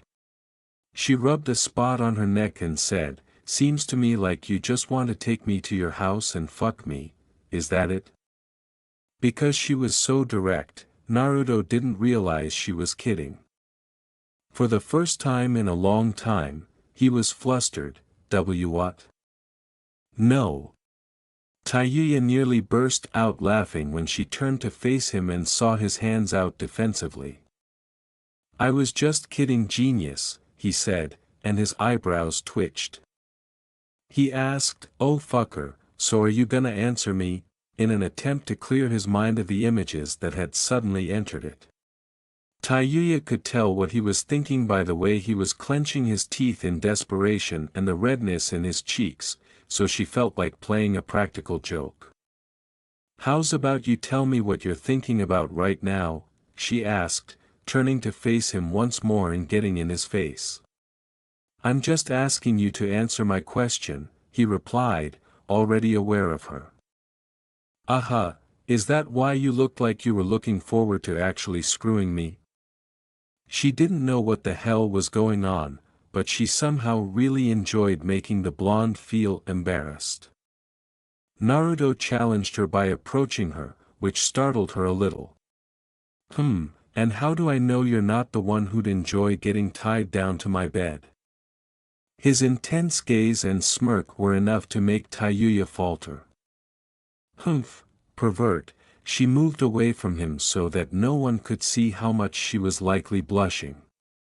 This was a whole new experience for him, so he needed to get some time away from her. Anyway, I'm getting hungry again, maybe Kakashi-sensei will let us leave, gimme a sec, he said, not wanting to reveal to her how turned on he was when she wanted to be so flirting like that. Bastard's one tough nut. Normally, it was easy to get under someone's skin, so she assumed that flustering Naruto would be easy. There was something about him that made her smirk, thinking, at least he has balls getting all close to me and shit, anyone else would have been decked right in the face, she thought amusedly. It seemed like she was really enjoying spending time with this newcomer, and since she had never had that with anyone but perhaps one other girl she knew, she would eventually admit to herself that parting from him would be a blow to her soul. As she thought about the enigmatic boy and his overall personality, she became aware of something. Because of her keen senses, she was able to detect it more quickly than the genin, but she assumed that Kakashi had already sensed it as well. It was the use of a terrible aura, commonly referred to as killing intent. Tayuya didn't care what the fuck anyone called it, she only cared that someone was giving it off at the moment, and her eyes narrowed. When she got up, she turned her head in the direction of the Jonin, and when he looked at her, she pointed in an apparently random direction, away from the bridge. At that moment, the bridge began to fill with mist. Naruto, you Sasuke and Sakura go get Tazuna and protect him, said Naruto as the other two were on it without a word. Suddenly, everyone else started to comprehend what was going on. Kakashi came up with the idea that if something were to happen, all of the workers here would know to evacuate right away. With the mist suddenly pouring in and the three genin heading to Tazuna's side, they all understood what to do. Tools were left where they were and the men began running off. The drill had already been made long before today. Tazuna really liked the kid, but he had to admit that Naruto could be a little too optimistic at times. Come on, old man, you should probably get out of here too, or, we can wait and see if Zabuza's in a good mood, Naruto joked. Naruto, I swear, one of these days, that goofiness of yours is gonna get you killed. In any case, the old man cared more that they get the hell out of there. So, he ran as fast as his legs would allow, staying in the protective circle they formed around him. Eventually, they passed Kakashi and stopped, keeping an eye on the left and right side of the bridge in case of an ambush attack. When Naruto turned to look around, he saw that Tayuya was no longer there. "Hey, where did," he said, but he stopped when he heard two sets of footsteps at the other end of the bridge. His sense of smell came on and he recognized both scents. Wait a second, isn't this the scent of? His thoughts returned to that enigmatic person he had met in the forest some time ago, and, although he respected that individual, he was a little disappointed that they were employed by Zabuza. However, there must have been a valid cause, and after giving it some thought, he concluded that Haku did have a valid reason. Kakashi said, "Zabuza, before you do anything rash, I just want you to know that Gato isn't around anymore." Although the Jonin was occasionally fine with joking with his opponent, this would not be the best time. "Is that so?" A guttural voice cut through the silence, and the footsteps stopped. "Yes, he's in the custody of real authorities now. I don't think I should have to tell you that we don't need to fight here. The likelihood of a fight breaking out could be 50-50 because Zabuza might still be upset about their previous encounter." And how do I know you aren't lying just to keep yourself and your brats from getting their heads cut off? Because, shit for brains, it's the truth. Back off, poof. I'm only going to tell you this once, that fat fuck Gato is gonna get his ass raped in prison by a bunch of fagtastic fucktards. You don't have a paycheck anymore, so get the hell out of here before I get my doki to flatten you into a pancake. Tayuya's spot was heard from somewhere up high. The air was disrupted in a brief display, and both Jonin realized that the summoning jutsu had just been used. Eventually, 3 large booms were heard, and it was clear that whatever it was, they were surrounding Zabuza. Murmuring, "Fagtastic fucktards," Naruto began to snicker. From there, a tremendous wind blew away the mist, and Naruto's eyes widened as he said, "Whoa! What are those things?" to no one in particular. However, Kakashi noticed Tayuya above one of the pillars supporting the bridge, and he thought, so, she has a wind affinity. What village is she from? It was strange to witness someone practicing jutsu, much less one inspired by nature, without even wearing a shinobi headband. When a strange melody started to play, everyone looked up to see Tayuya standing atop the post, playing a flute and her hair blowing in the wind. Her expression was stern, and Zabuza instinctively placed his hand on the handle of his sword as the 3 humanoids began to grunt and prepare their weapons. Am I to believe that you were responsible for nullifying my contract with Gato, Kakashi?" Zabuza asked, taking note of the hulking figures, and Haku was already on the defensive, asking, "Zabuza-sama, what shall we do?" Naruto smirked and replied, "Actually, that would be me and my buddies here, without any other ninja hired to guard him. Gato didn't really stand a chance." Now, Zabuza had 2 options: A, he could just let it go and go, or B, he could try to kill Kakashi and get the bounty on his head. However, he relaxed because he didn't want to lose Haku. "You should be glad, Blondie, I'm not that quick to hold a grudge. Make no mistake though, if I ever see you again, and you get in my way, I won't hesitate to kill you." He was even more irritated when Naruto simply grinned and saluted, "Gotcha, just take care of Haku, alright?" When Zabuza turned to face him, Haku became anxious. "When did you meet him and why didn't you kill him then?" he questioned sharply.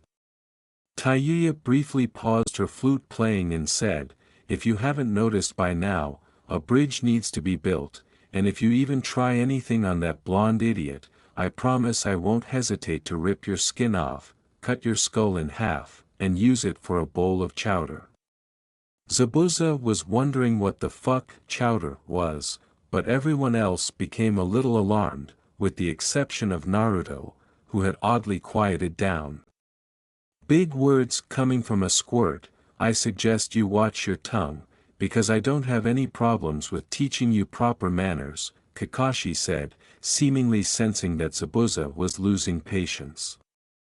"Zabuza, that's great and all, but seriously, Tazuna-san really needs to get back to the bridge, please leave," he said casually. Tell the little firebrand to get rid of her summons and I'll be on my way," he said. Since they weren't human, Zabuza could tell, and to be honest, being so near Haku was making him more cautious. Naturally, the three creatures vanished before Kakashi could even speak. Tayuya then descended and landed beside Naruto. She remained silent, primarily because she kept her gaze on Zabuza, but she immediately thought of the perfect thing to say, so she turned back to face him and asked, "You gonna go get the other workers or what?" as though nothing odd had just happened.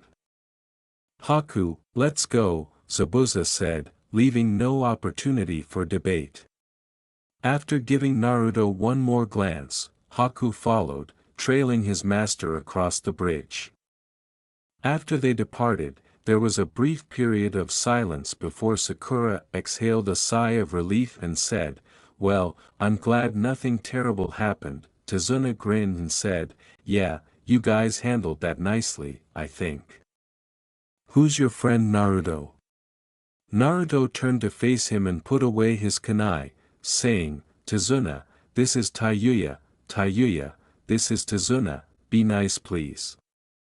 Tayuya said with a mediocre hand gesture, and Tazuna, who hadn't laughed so hard in a while, said, "Ha ha ha ha ha ha. You know, I think that Zabuza guy had it right, Firebrand suits you, is she your girlfriend or something Naruto?" Tayuya rolled her eyes at this point, and Naruto assumed a contemplative stance.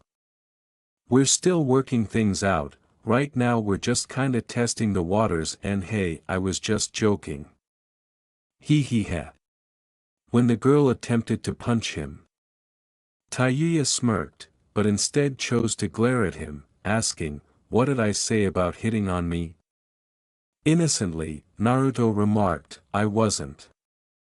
I was just, explaining things." Sasuke's cheeks swelled with laughter as Tazuna murmured, "Future couple, it would be really strange." Sakura was all for chatting and such, but the idea of two total opposites being together like that just didn't make sense to her. Tayuya grabbed Naruto's arm with a speed he didn't know she possessed, and he blinked in surprise when she got up in his face once more. "Guess what? Zabuza's not a problem anymore, you know what that means, right?" she asked him, grinning slightly. Naruto was mostly getting the impression that she enjoyed getting in his face, and he couldn't help but smile. Now I can go get you your dango?" she asked, her silly smile. Not caring what Kakashi would say, she kept her hand on his wrist and began dragging him along with her, brushing past Sakura without even acknowledging her. "Correction, we are getting out of here and you can buy me some dango, come on let's go, move your ass," she said, laughing. Okay, Ish, I get it." Naruto took this experience seriously for a few good reasons. He had never encountered someone with Tayuya's attitude or someone with her story, so it gave him more confidence to be accepted by her with almost no problems because he knew he was doing things right as a person. He turned to wave to the others and saw that Sakura was staring at them so intently that he could almost swear she was jealous. "Move it dipshit," he said, not because Tayuya sounded irritated, but because Naruto could tell she was amused, possibly even eager. He grinned, but she was unable to see it. Okay. After a while, being himself, Naruto had encountered many people throughout his life, but for some reason, he could not take his eyes off of Tayuya. Well, aside from her chakra, the way she was sitting on the bench outside the dango vendor with such a happy expression on her face made him smile. He always felt a sense of accomplishment when he helped someone or made them feel good, and this was one of those occasions when he said, "Quit staring at me, asswipe, you can look but you can't touch." Whistling, Naruto looked aside as his cheeks puffy. "Would 10 more orders of dango and some pocky be enough for that?" he asked. "Throw in a lifetime supply of pocky and dango and I might consider it," she responded. The fact that she was now joking like that was evidence that she was enjoying herself. However, Naruto wasn't really sure how he was doing it. All he really knew was how to be kind and courteous, but more than anything, he was just being himself. I guess I'll have to wait until I'm Hokage then. That kind of money isn't easy to come by," he said. Despite his enjoyment, he had a feeling that he would receive a lot of criticism when he returned to Tsuna's, but he didn't let it bother him. For a brief moment, Tayuya's gaze shifted to him, and she saw him smiling and observing the people walking by. Now that the majority of the day had passed, she was reflecting on what he had told her, and she was eating a lot less of her snacks. She knew in her heart that Naruto was genuinely interested in her. After spending the entire day talking to him and getting to know him, she realized that if she actually accepted his offer and accompanied him, she could actually have a much better life than being cooped up in her room all day except for missions and meals. Even if she were to tell Naruto that she accepted right now, the bridge was still being built. It might be finished today as Kakashi said, but she simply didn't know, and that, along with the fact that she was supposed to return to her duties by the end of this day, was not good. There was only one issue, Orochimaru. She still felt a little bit obligated to him as a subordinate, but the truth was that if she left his service, he would probably kill her. As she glanced toward the sunset and bit delicately on her pocky, she thought, yeah, it was getting really late already. Fuck, she began. Hey, Naruto, unsure of how to respond. "What's up?" Naruto inquired, grinning, observing how silent she had suddenly become. He was taken aback by her abrupt display of embarrassment. Thanks," she said, turning away to hide her face from him. "What the fuck is wrong with you, Tayuya? Damn it, show backbone," she chastised herself in frustration. "Thanks for actually showing me that there are people in the world who aren't complete and total fucks. I don't think I've ever met anyone like you, so thank you for taking time out of your life to give me company. I really don't think I'll ever meet someone strange as you," she said, her voice growing stronger as Naruto blinked and tilted his head in curiosity. As he watched her sigh in frustration, he asked, "For what?" She was simply expressing her gratitude to the blonde for being her first true friend. "Oh come on, taking time out of my life. Tayuya-chan, it's not like that. I know you've had a life that was probably similar to mine, and even if it wasn't, when I see someone who's going through a difficult time, it's only right to cheer them up and show them that it's not going to be tough if they make the choice to better themselves by understanding someone who already has. Plus, you're a pretty girl, how could I resist?" He felt a little warmness at addressing her in that way and acknowledging something so ridiculous, but it was the truth. "So you were wanting to check me out, huh, you sly bastard?" Tayuya stared at him accusingly, but Naruto could see the amusement in her eyes. "No, I just got that idea after you got more used to me," she said, thanking her years of training to be a tough shinobi because she was feeling so happy after hearing what he just said. Anyway, I think I should get going," she said, which was ironic because as soon as she did, a familiar bonebender emerged from the crowd and came up to them. "Hey Kimimaro, what's up?" Naruto forced a smile because he was shocked at the idea of Tayuya leaving, and he knew it was inevitable with the Kaguya showing up. "Hello Naruto, I trust Tayuya has been behaving herself." The girl with the crimson hair realized something was wrong with Kimimaro based on his tone and the way he was staring at Naruto. When did he start treating someone he would view as trash with respect? "Shut up," she told him angrily, don't worry too much, we've just been bonding all day," and Naruto had to quickly get off the bench to avoid the punch that Tayuya threw at him.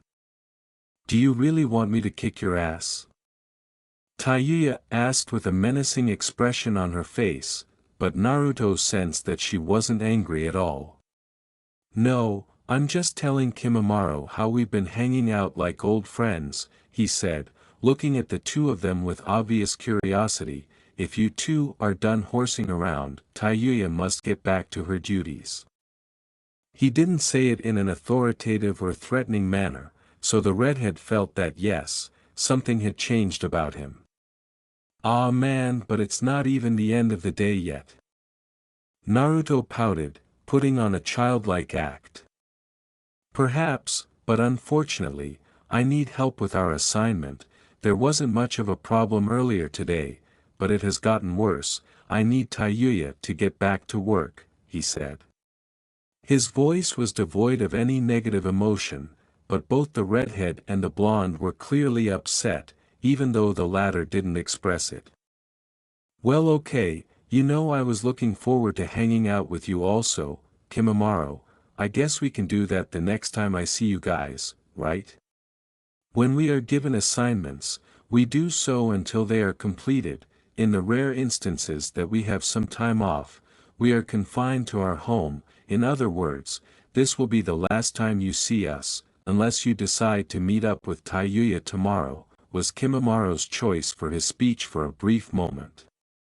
It was strange for Kimimaro to be so generous in that way, and even though Tayuya was concealing the fact that she liked that idea, Naruto's sudden expression of elation cut down that excitement. He seemed to have lost all of his brightness, and Kimimaro just nodded. "Perhaps it is for the best. We never have time to do anything but serve our employer. My apologies Naruto," he said, and although he didn't sound sincere, at least he said it. "Actually this might be our last day here. If old man Tazuna and his buddy fix the bridge, we'll be leaving tomorrow. I won't have time to spend with Tayuya," he said. Naruto scowled before turning to face Tayuya with a radiant smile. "You guys should come to Konoha sometime. It's a really great place. Plus, we can catch up." The redhead blushed at the warmth and gentleness of his blue eyes. "And maybe," she muttered, glancing at an imaginary object to her left. "Someday we will," the bonebender said, looking at Tayuya. As he had anticipated, his remark had a profound effect on the girl for a straightforward reason. Naruto turned to the girl, who was quietly putting her Pocky back in her bag, and said, "Maybe you'll like it there," with hope. As much as he wanted her to not go back to wherever the hell she was going, he wouldn't force her to do anything. "Say your goodbyes Tayuya, I'll be waiting at the beach." "Farewell Naruto," Kimimaro offered, to which Naruto waved. Suddenly, Tayuya didn't feel well. He was much more excited, "Yeah, later Kimimaro." But Tayuya standing up and not looking at him deflated him. "I really enjoyed today Tayuya-chan," he said, speaking her name in such a positive way, making the girl feel warm inside. "You're really cool, heck I can actually consider you badass after the way you stood up to Zabuza. How many women can be called that huh?" He frowned as his attempts to lift her spirits failed. She began to follow Kimimaro, but she was unable to see it since she didn't want to look at him. "Thanks Naruto, I guess I'll get going then," she said. She looked at him against her better judgment, but Naruto's warm, caring expression nearly caused her to stop and not return to her master. "Be careful out there, alright? And, if you ever really decide to take my offer, just swing on by to Konoha and ask for me at the Hokage's office. If you do, I promise I'll help you out," she said, finding it impossible to understand why Naruto was so insistent about being considerate of her well-being. "I'll remember that if it comes to it. See you around, Naruto," she said with a charming smile, as Naruto always does. "Glad to hear it." Later, Tayuya-chan, he waved and started to walk away. This was the first time in years that Tayuya had felt this conflicted. She took a step forward, wanting to grab his shoulder and stop him, but she sighed and started to follow Kimimaro, who was now quite far away, saying, "He's just some blonde loser anyway, why the fuck should I care if we destroy his village or not?" To be honest, she felt awful right away for thinking that. As she was walking, she felt the impulse to turn around and give Naruto another look, but she was unable to do so and carried on. It was unfortunate because she might have dropped everything and abandoned her current way of life if she had. Naruto stood a short distance from the stand, having given in to his instincts and taking one final look. His instincts screamed for him to stop the girl, but a larger part of him respected her choice because, after all, it wasn't his. He was aware of his limitations and understood that he could only assist people, not dictate to them or make them do what he believed to be right. "I have to help her, no matter what, no matter how strange it is." He wasn't even sure what he was meant to do, but when he saw her gorgeous hair gently billowing, he clenched his fists in his pockets and his muscles appeared more pronounced. "Tayuya-chan, I just hope to see you again." Further away, Tayuya hurried to catch up to Kimimaro and managed to get to his side. "He seems to have taken quite a liking to you," he said abruptly. "Yeah. And?" She knew something was wrong because the bonebender hardly ever initiated conversation. "I simply wonder about his claims of our master. He would be insane to try anything," he said, but Tayuya sensed that Kimimaro wasn't entirely sure what he was talking about. "Right, so what's the big deal? Can't you handle the prisoners yourself?"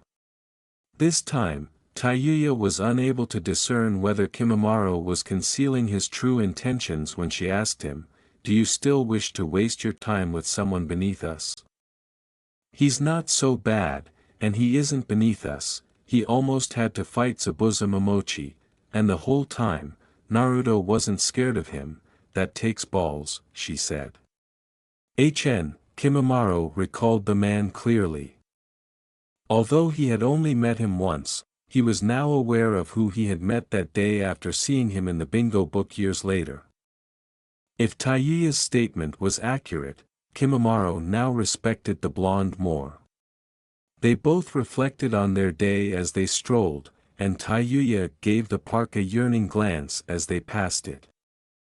The girl finally understood what it meant to be positive after 13 years of living like a damn rat, working in the shadows, and doing horrible things.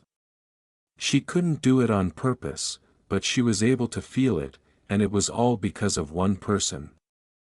Had she been on this mission alone, she most likely would have ended up missing from her village, but with Kimimaro present, that option wasn't an option. It would still require much more for Kimimaro to reject the man, even if Naruto was able to reveal some of Orochimaru's true nature. However, that was not important to her at the moment. She took her flute and examined it. She had only ever killed people with music before, but after meeting Naruto, she wondered if that might change. The truth was that she would be free if she didn't have her curse mark, the only problem was getting rid of it. She had seen Naruto sing about a month ago, and he had used the appropriate instruments with his shadow clones. She just had no idea how to remove it, and even if she did, she would never be able to do so before someone betrayed her and killed her. Restoring the flute, Tayuya turned to face the village they were leaving behind.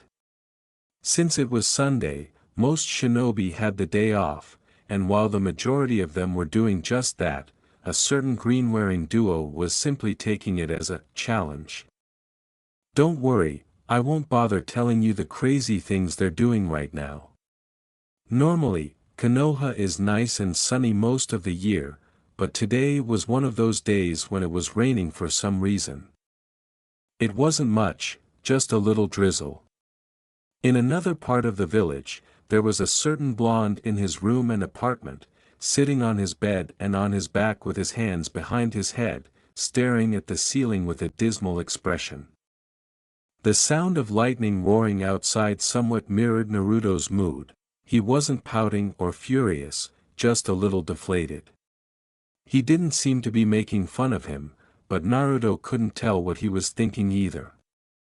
Damn Fox was just that adept at hiding his intentions, unless he was attempting to adopt the blonde. "Seems you already miss your new friend. I told you to try and bring her back with you." After then, he was as easy to read as a book.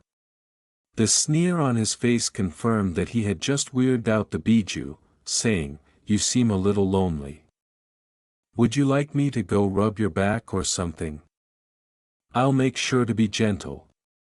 "You disgust me, forget I said anything." "Sure thing."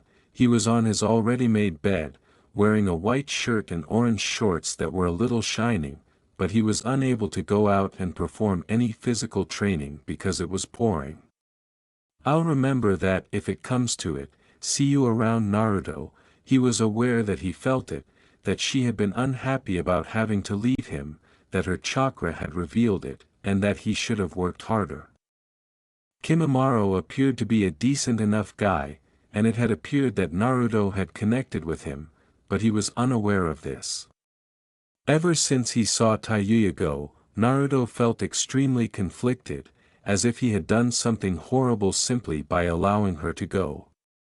He gave a small growl, and it just so happened that a bolt of lightning struck the sky at that moment, directing his gaze to the window and out to the dark clouds overhead.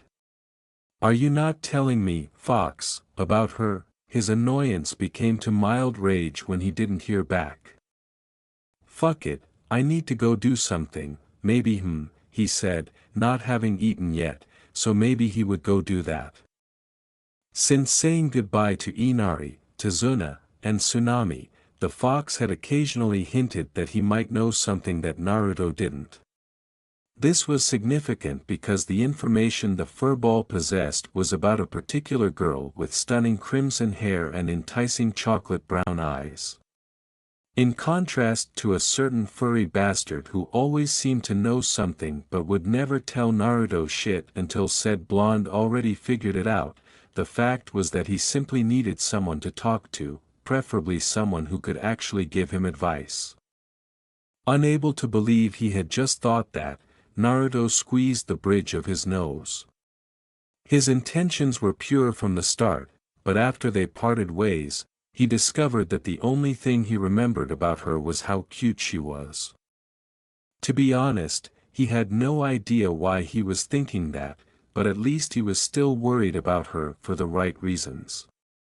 Assuming I can keep my instincts in check seriously, he got out of bed and began looking for some appropriate clothing to wear outside. He discovered that eating well and conversing with an unbiased person would help him organize his ideas. In another Konoha district, naturally, Kurenai had her hands full constantly as the Jonin leader of one of the strangest pairs of genin she had ever seen. As the tracking team, she also had to deal with the fact that none of them got along well at first, but she had made progress with them nevertheless. She thanked Mother Nature for allowing it to rain today and was enjoying a well-earned rest while watching the Science Channel on television while wearing a gray cotton sweater and black leggings. While not all shinobi tasks were suspended, the majority of them were, including hers. "Knock knock, coming, I'll be right there," she said, not really expecting company. She didn't suppose it was Anko, as she thought all the boys were in the same boat and that crazy woman liked to sleep late on days like this. Perhaps Hana. Imagine her surprise when she opened the door and saw young Naruto grinning. "Hey Kurenai-sensei, would you like to go get a bite to eat?" "My treat," she said, looking at him for a moment. It was interesting that the blonde was approaching her of all people. "I was actually feeling a little hungry, and was a bit too lazy to cook. Come in and I'll get ready," she said, smiling. He wanted to take her out to breakfast, but why? "Hee, okie dokie," he said, quickly wiping his feet and putting his shoes inside before following her to her living room. "Wow, it smells really nice in here," she said, turning to see him puff out his chest and detect a strong scent. "Thanks Naruto-kun, so what's the occasion?" she gasped. "Ah, well, I just wanted to talk with you. I know a lot of people and I think spending time with all of them lets them know that I have their backs, no matter what. Plus, what guy in his right mind doesn't want to hang out with one of the prettiest ladies in Konoha?" Naruto said, flashing her that silly smile that she remembered used to look so adorable when he was a kid. "I'm a few years too old for you, Naruto-kun, but I appreciate the sentiment. Anyway, let me go get my jacket," Kurenai said, laughing to herself and shaking her head. "Sure thing," Naruto said as he settled into her comfortable couch. He then put his elbows on his knees and began to reflect. He wasn't entirely sure how to approach this, but he knew he had to do it. "Okay Naruto-kun, I'm ready," he said, smiling to himself and laughing like a child. Kurenai was the only one with the answer at the moment. She had just chosen an outfit that would protect her from the rain, but Naruto thought it looked good on her. "You've got style, me, not so much, he said. Indeed, she wanted to know why Naruto had suddenly shown interest in her. "So where did you want to go?" "I'm assuming it's that ramen stand you and your father like so much," she said. "That would be nice, but I'm sure you don't want ramen for breakfast, and anyway, I wanted to go eat somewhere you like, and preferably a place where we can have a little privacy to ourselves. We couldn't really get that if we went to Ichiraku's." Naruto grinned as they left the house and she locked it. "Confidentiality?" Kurenai gave him a questioning glance and said, "Well, that was strange. Why would he want both of them to be out of sight or hearing of anyone?" In any event, she could tell by his kind smile that it was for the right reason. Okay Naruto-kun, I know just the place," thunder roared softly up in the clouds. "Ladies first," Naruto said with a now endearing smile, gesturing for her to go first. She laughed and gave him a light arm punch before starting to descend the stairs. "You know, even though it's raining, I like it when it lightly drizzles like this. It's pretty calming, don't you think?" Kurenai was actually taken aback by Naruto's observation of the situation. "I actually didn't think of it that way before, but I think you're right, I initially thought you didn't think about that kind of thing," she said, expressing that she had never considered it that way before, only whether to avoid. "See, that's why hanging out with you is a good thing right now. It helps you know what I think about, and how I think about you, and it lets us build a stronger relationship." Naruto laughed as they strolled alongside each other down the road, passing a few other villagers. There was something a little odd about the way Naruto said that. "How does he feel about me?" or does he think about me? That's very true, and that's another thing I didn't think you would think about. Just about all your fellow genin don't have that kind of mindset, so I applaud you Naruto-kun, she said, acknowledging that it was something to consider but not giving it much thought. Thanks, I'm glad someone I care about actually knows how to see the good in what I try to do with my time, Naruto said, grinning foxily at her. Kurenai returned the smile, but she noticed something more. Someone he was interested in. Oh, he looked up at the clouds and said, so what's this place you have in mind? I'm actually really hungry, but I guess you know that, being an older woman who's probably seen one-to-many habits a lot of guys usually have. Hey, that reminds me, Kurenai said, tilting her head curiously when he scratched his cheek and appeared to hesitate. Yes Naruto-kun. Naruto asked, do you get approached by a lot of guys all the time, after noticing the innocence in her eyes? By the end of the sentence, he was practically whispering, as though he would get into trouble.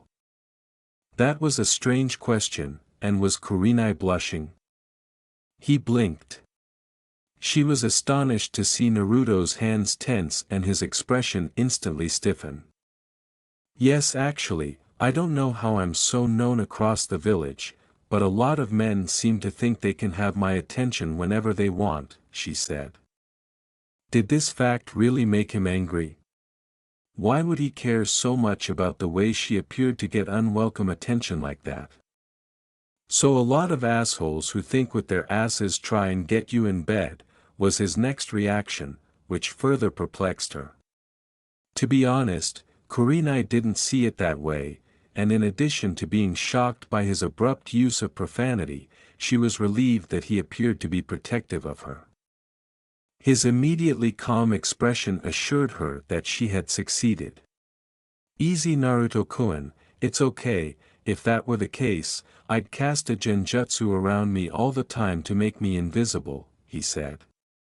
He then smiled at her and said, that's good to know, you're really beautiful Kurenai-sensei, and I just hate how that could have been the case.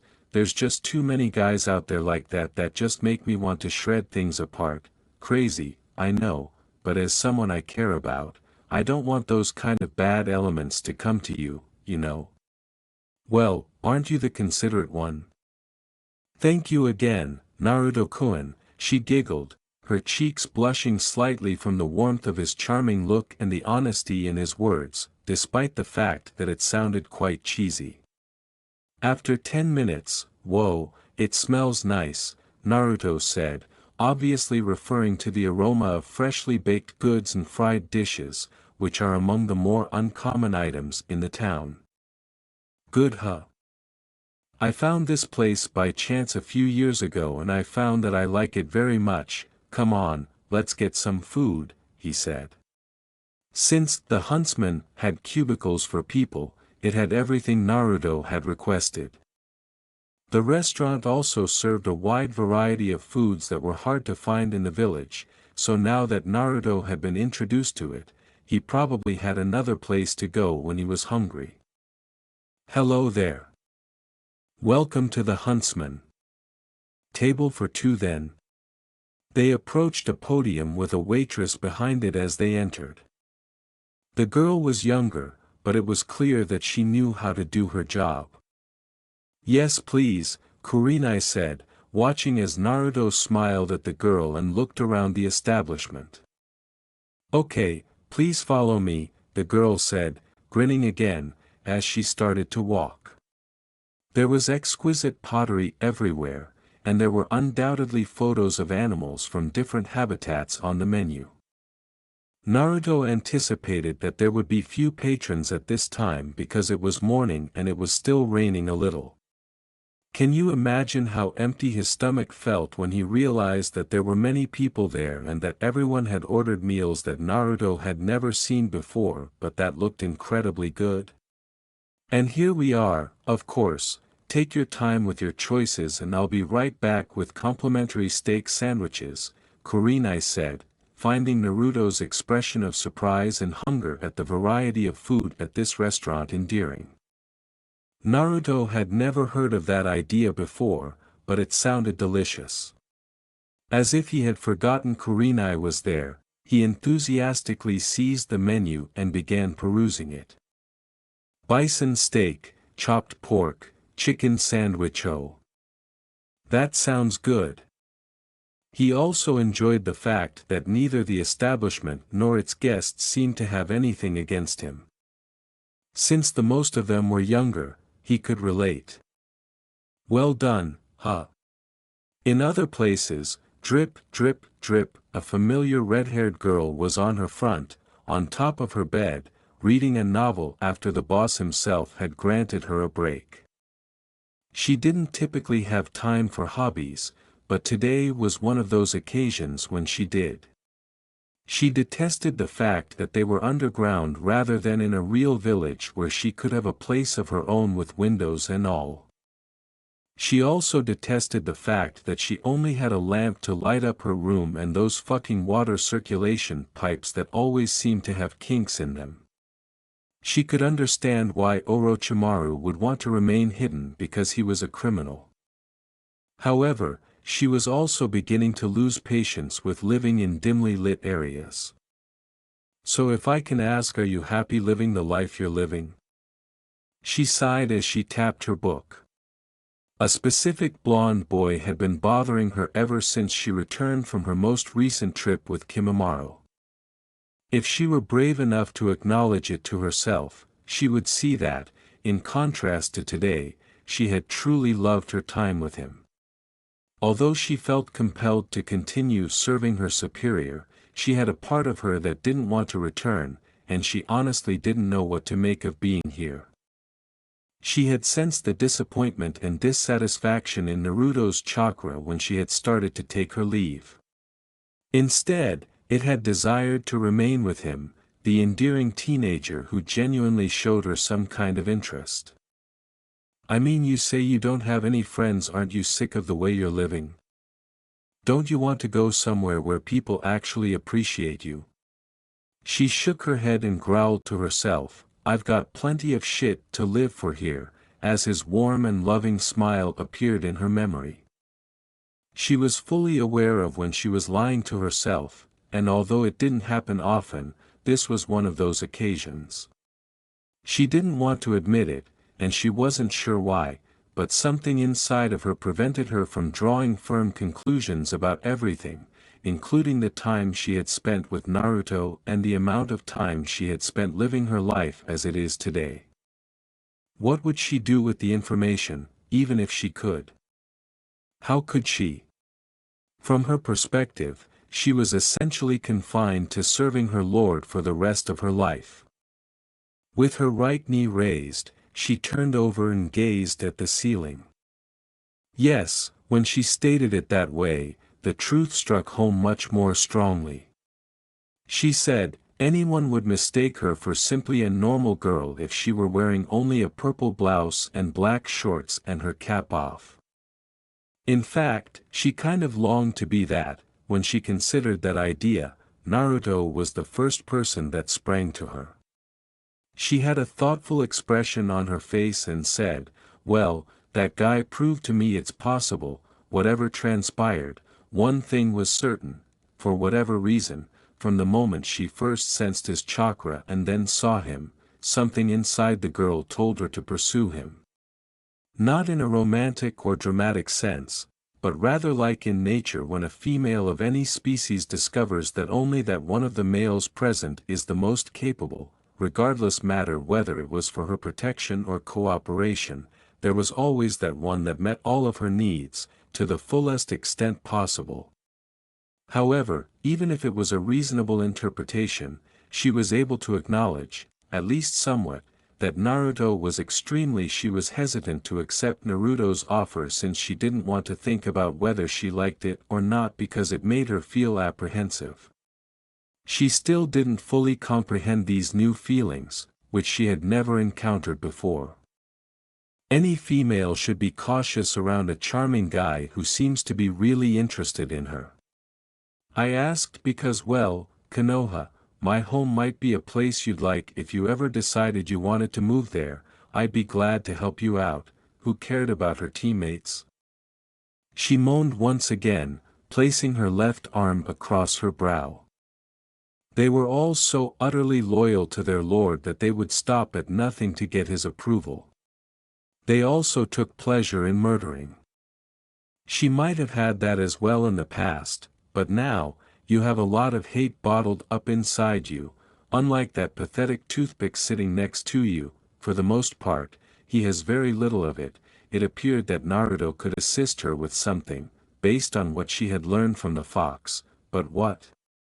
What more could Naruto do for her, other supposedly making her hatred go away? I know I'm just some stranger, but from what I know about you, I think I want to help you. Is that dummy so sure he can offer me a place to live in his hometown?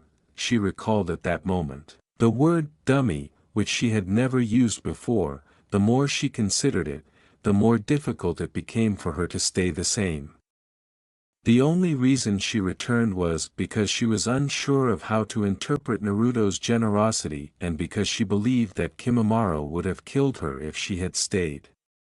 It's true that she might have been able to leave her master's service if Kakashi had been there, but she didn't consider that at the time. Anyway, Tayuya, I know you're a kunoichi, and I know we live in two different countries, but something just tells me that if I let you go back home and never think about you again, you might end up having something terrible happen to you. She felt empty and afraid for the first time in a long time, and she scowled to cover up an emotion she couldn't quite put her finger on. Yo Tayuya, you in there? The fuck do you want, Sakan? The girl asked, her eyes narrowing. Hee, don't be like that. I was just going to ask you if you wanted to eat some sweet rolls before Jirobo goes eating the last of them, she said, suddenly wishing Naruto was nearby after hearing that fucker's voice. She snorted. She didn't have any camaraderie with the other three, and they irritated her almost every time she spent even 3 minutes with either of them. However, now that the conceited jerk brought it up, a sweet roll sounded good right now. She needed something sweet to lift her spirits from her current state of conflict. She knew the man was a lecher, judging by his and the others' inebriation, so she realized she needed to take off her tight shorts or at the very least put on some loose-fitting trousers over them. Alright, whatever, don't even try coming in here, the door's locked, she said. She put on her hat, took her flute and the key to her room, and opened the door to find Sakan grinning with his hand on his hip. You seem to be mad about something, wanna talk about it? She asked, his Cheshire grin making the girl's blood boil.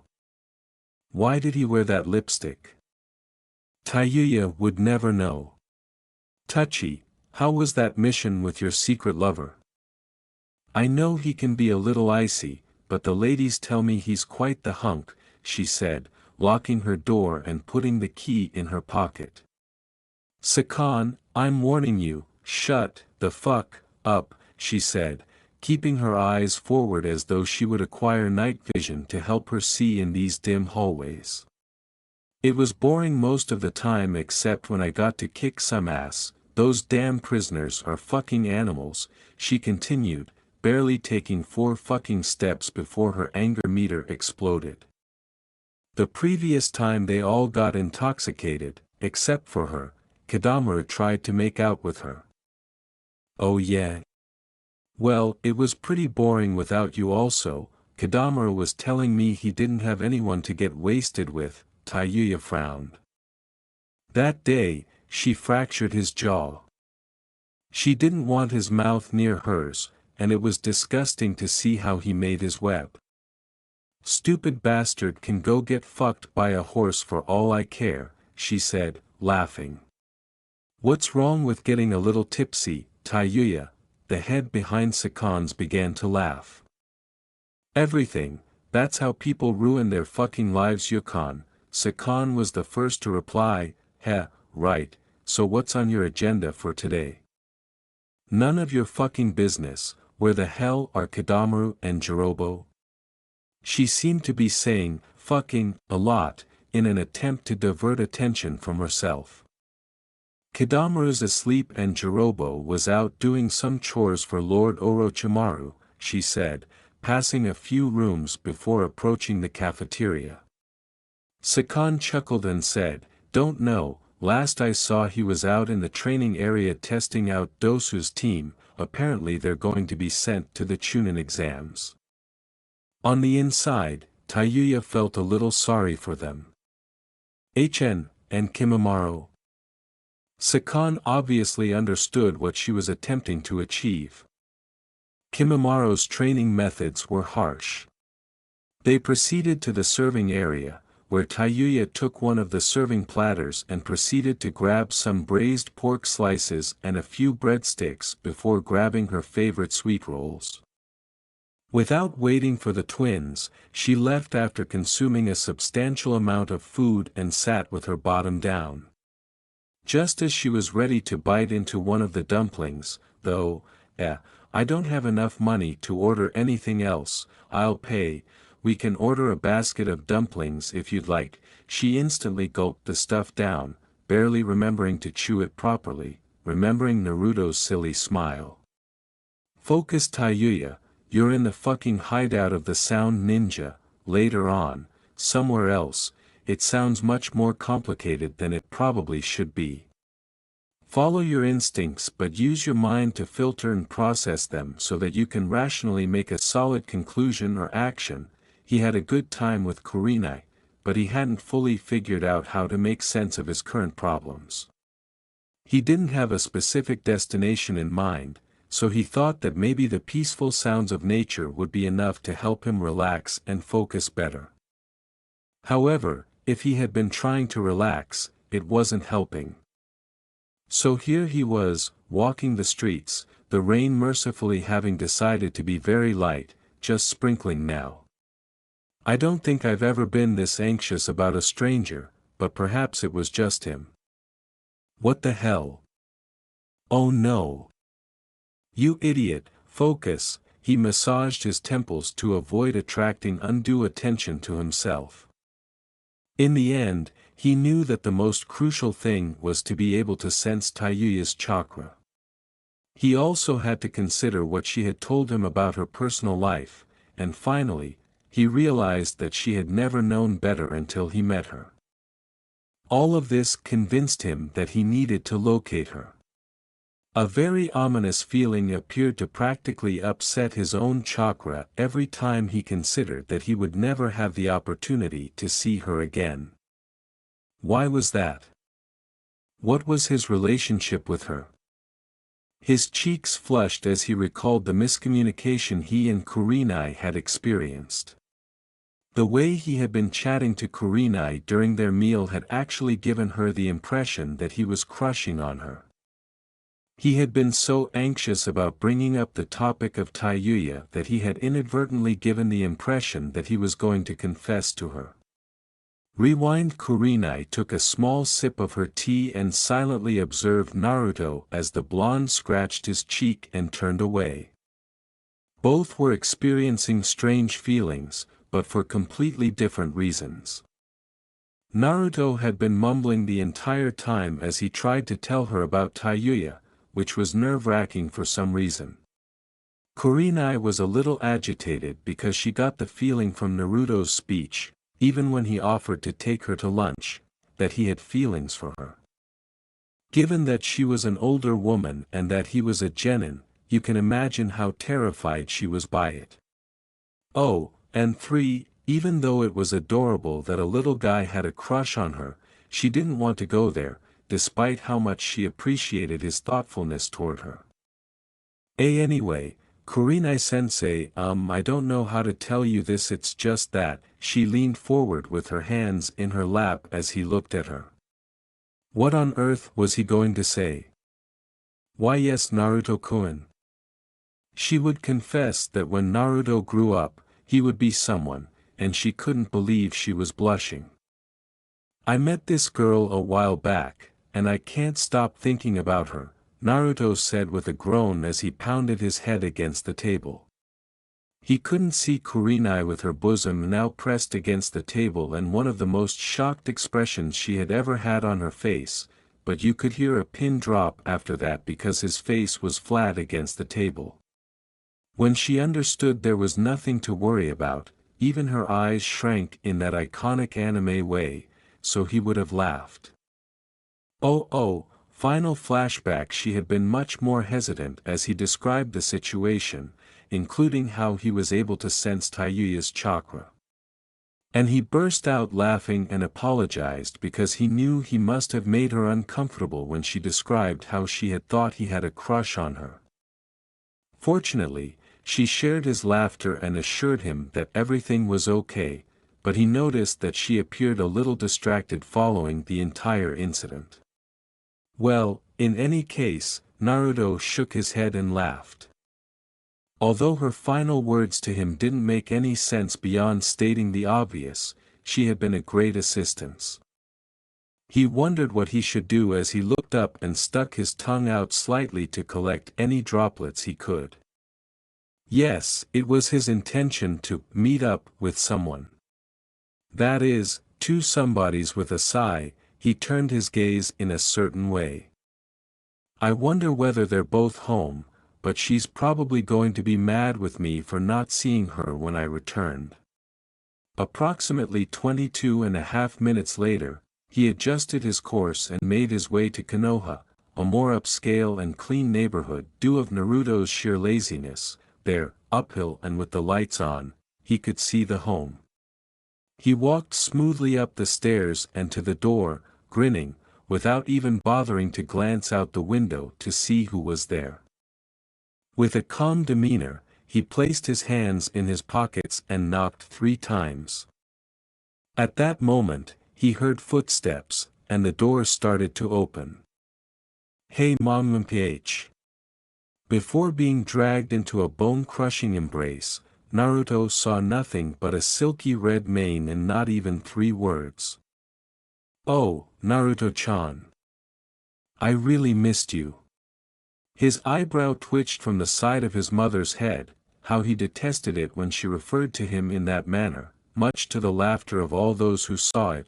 Mom, for the last time, I'm not your baby anymore, it's great to see you two. Had she not raised him into the air and begun to embrace him more tightly till he heard a loud pop along his spine, he would have retreated. GGGH, okay, you can let me go now. His voice was strained by this point, but happily she set him down and gave him a cheek kiss while grinning broadly. Why didn't you come visit me after you got back? She said. He rolled his eyes and said, I just got back yesterday, are you gonna let me in or what? Since he somehow knew that beneath her cheerful exterior, she was concealing a lethal aura. He assumed she would at least be sympathetic, but he shouldn't really expect anything to make sense when it comes to his mother. Kushina smirked mischievously, grabbed him by the hand, and drew him in before slamming the door. Come on in, we have a lot of catching up to do. I haven't seen you in a month, mister.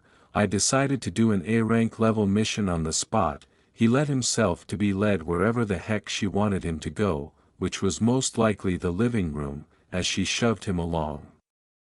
His father was indeed reading a book on the couch when he entered the next door. Hey Naruto, glad you could stop by. You don't come here very much, out of love. I was on a mission for a long time. What did you guys expect? Said Naruto, rolling his eyes once more. We expected letters at least, he heard his mother say before she even spoke. Kakashi-sensei sent regular updates. Since Naruto was aware that Kushina was simply being herself, he chose to observe the area to determine whether anything had changed since his last visit. Minato chose black sweatpants and a blue turtleneck, while his mother wore blue jeans and an orange t-shirt. Kushina sulked and gave her kid another hug. Yes, but you didn't send a single thing. She complained, though they occasionally worried a little too much for Naruto's comfort. Naruto loved his parents more than anything else in the world. His mother was primarily to blame, although Minato could also be that way. And you wonder why I moved out. With a frustrated groan, he planted a kiss on Kushina's cheek. As he had anticipated, she became much more composed and smiled silly. So you can go on blind dates, you mean? He asked. Naruto realized right away that the jerk was referring to something because Minato was speaking casually while gazing down at his book. What are you talking about? He said. Despite the lack of proof, he simply sat down on the couch and gave the man a straight expression while he felt as though he knew what his father was going to say. Minato highlighted his location and closed the book, taking his sweet time.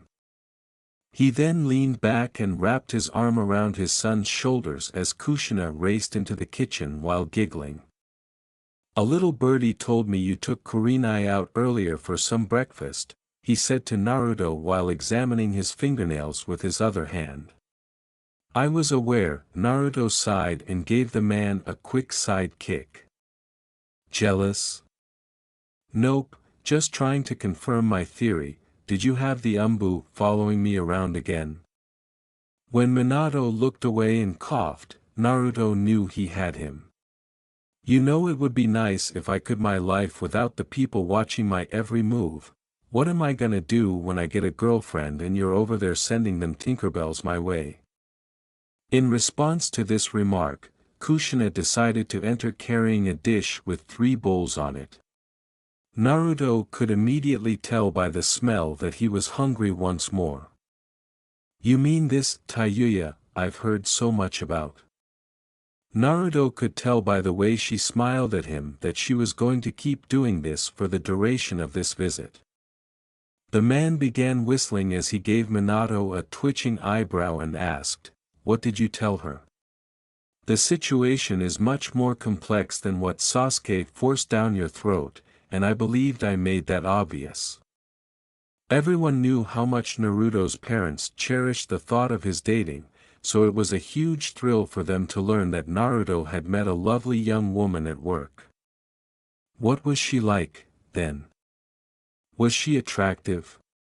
Was her butt really that big? Knowing full well the answer to that, Naruto scratched his temples. Your jargon is beyond my comprehension. Next time, try again. Calmly, he picked up one of the bowls and began to eat.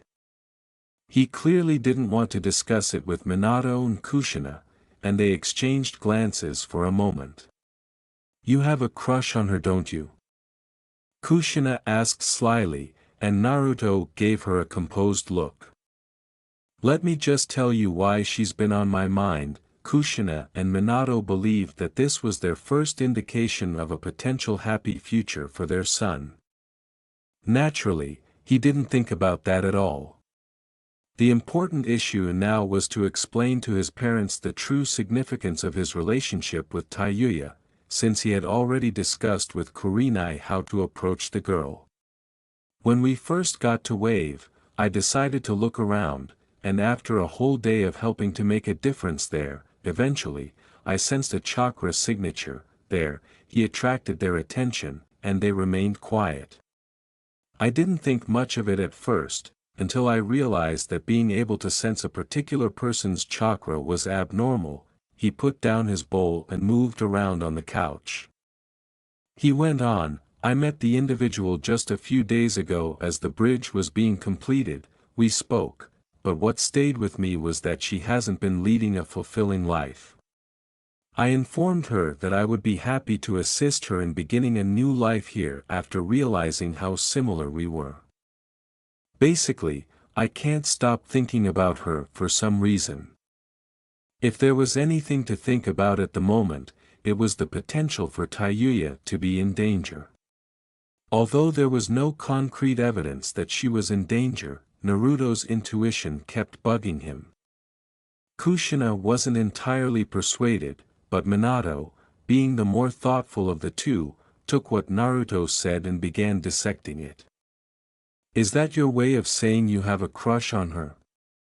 Naruto stared at her for a moment, wondering how he could possibly communicate with her. Fortunately, though, his father raised his voice. "Kushina, take this a bit seriously. Anyway, Naruto, you said you can sense her chakra." "Yes, I can sense her when she's close enough, but I'm not sure what the deal is. As I mentioned earlier, she's essentially the only person I feel that way about." She struggled to take what was offered to assist her, which indicates to me that she is most likely going through a challenging time at the moment. Naruto couldn't help but feel a little angry with himself as he recalled those times when she was reflecting and in a troubled mood, as though he could have done more. When Naruto needed to talk about anything, his parents were there to support him in any way they could. They looked at each other and loved him more than anything. Kushina gave Naruto a sweet grin while stroking her hair and meeting his gaze. "Tell us more, Naruto-chan," Naruto said, raising an eyebrow. In other places, Tayuya was fortunate that Sakan had eventually left her alone, allowing her to go about in peace. She had no specific purpose in mind, thus she found herself aimlessly exploring the hideout's passageways. She had been longing to buy new items for herself, and now that she thought about it, there was a town close by. Furthermore, she was aware that Naruto had influenced Kimimaro even if he had not spoken. Because of his seemingly fervent devotion to Orochimaru, she hadn't been really interested in conversing with him, but she certainly appreciated his strength. Thus, she decided to go to her first destination. As of the last time she heard, the Bone Bender was traveling with the Genin squad to take the Chunin tests. As far as she could recall, they had a small task to finish while they were there. After then, one had to think about Orochimaru's plans. He had informed her and the other four that he intended to assassinate the third Hokage in addition to destroying the hidden leaf. To be honest, she had no idea why Orochimaru would want to attempt something so absurd. She completed her study, and the horrific stories she read about the Sandaime and Yondaime's abilities naturally, her thoughts of Naruto immediately came to mind when she realized that she would have to travel to Konoha. Despite her best efforts, she was unable to stop thinking about him. She moaned and balled her fists. "When he discovers that I'm working with one of the greatest criminals in his village's history, he should probably simply murder me," she thought it was suitable, when she discovered that he had been hanging out with a heartless killer. Naruto's decision to kill her in order to conceal something so significant made so much sense that she nearly accepted it as inevitable. However, she recalled that Naruto wasn't that type of man. He was someone who would fully comprehend the reasons behind her life's choices, and she grinned as she reminisced about her time spent with him. "Instead of attempting to harm me, bastard would most likely break his own arm," she put her palm to her face after thinking that. She was fairly certain that she was flushed. That something else existed as well. Why in the world was she having these bizarre physical reactions and feeling all these strange emotions? She used to be calm or angry all the time, she never experienced anything other. However, she began experiencing good emotions like giddiness, humor, eagerness, desire, and so on when Naruto appeared. She gazed forward while biting her lip in annoyance. She couldn't believe that, despite her tomboy tendencies to want to choke him, she also wanted to be near him. Just thinking about the blonde idiot made her face want to express how she was feeling, but her instincts were telling her to keep it all to herself. In any case, she wanted to feel more of the lovely sensation of being positive because she could no longer ignore it. Naturally, there were still issues. In addition to being in servitude to Orochimaru, she wasn't exactly a good person. The curse mark and her concern about the Sanin's reaction to her betrayal were the only things preventing her from leaving. In addition to that, she was more afraid of what Naruto would think of her if he learned about her personality. She gave a violent shake of her head. No, Naruto-kun is a superior human being. Her cheeks warmed once again from thinking of him sincerely. She continued to question how in the world he was able to get past all of her barriers and access a part of her that she was unaware she possessed. However, since no one else had ever accomplished that, she granted him credit. Furthermore, she had to acknowledge that he was not only kind and considerate but also gorgeous. She gave a headshake. I'll kill myself if I ever confess to liking that idiot. Yes, exactly.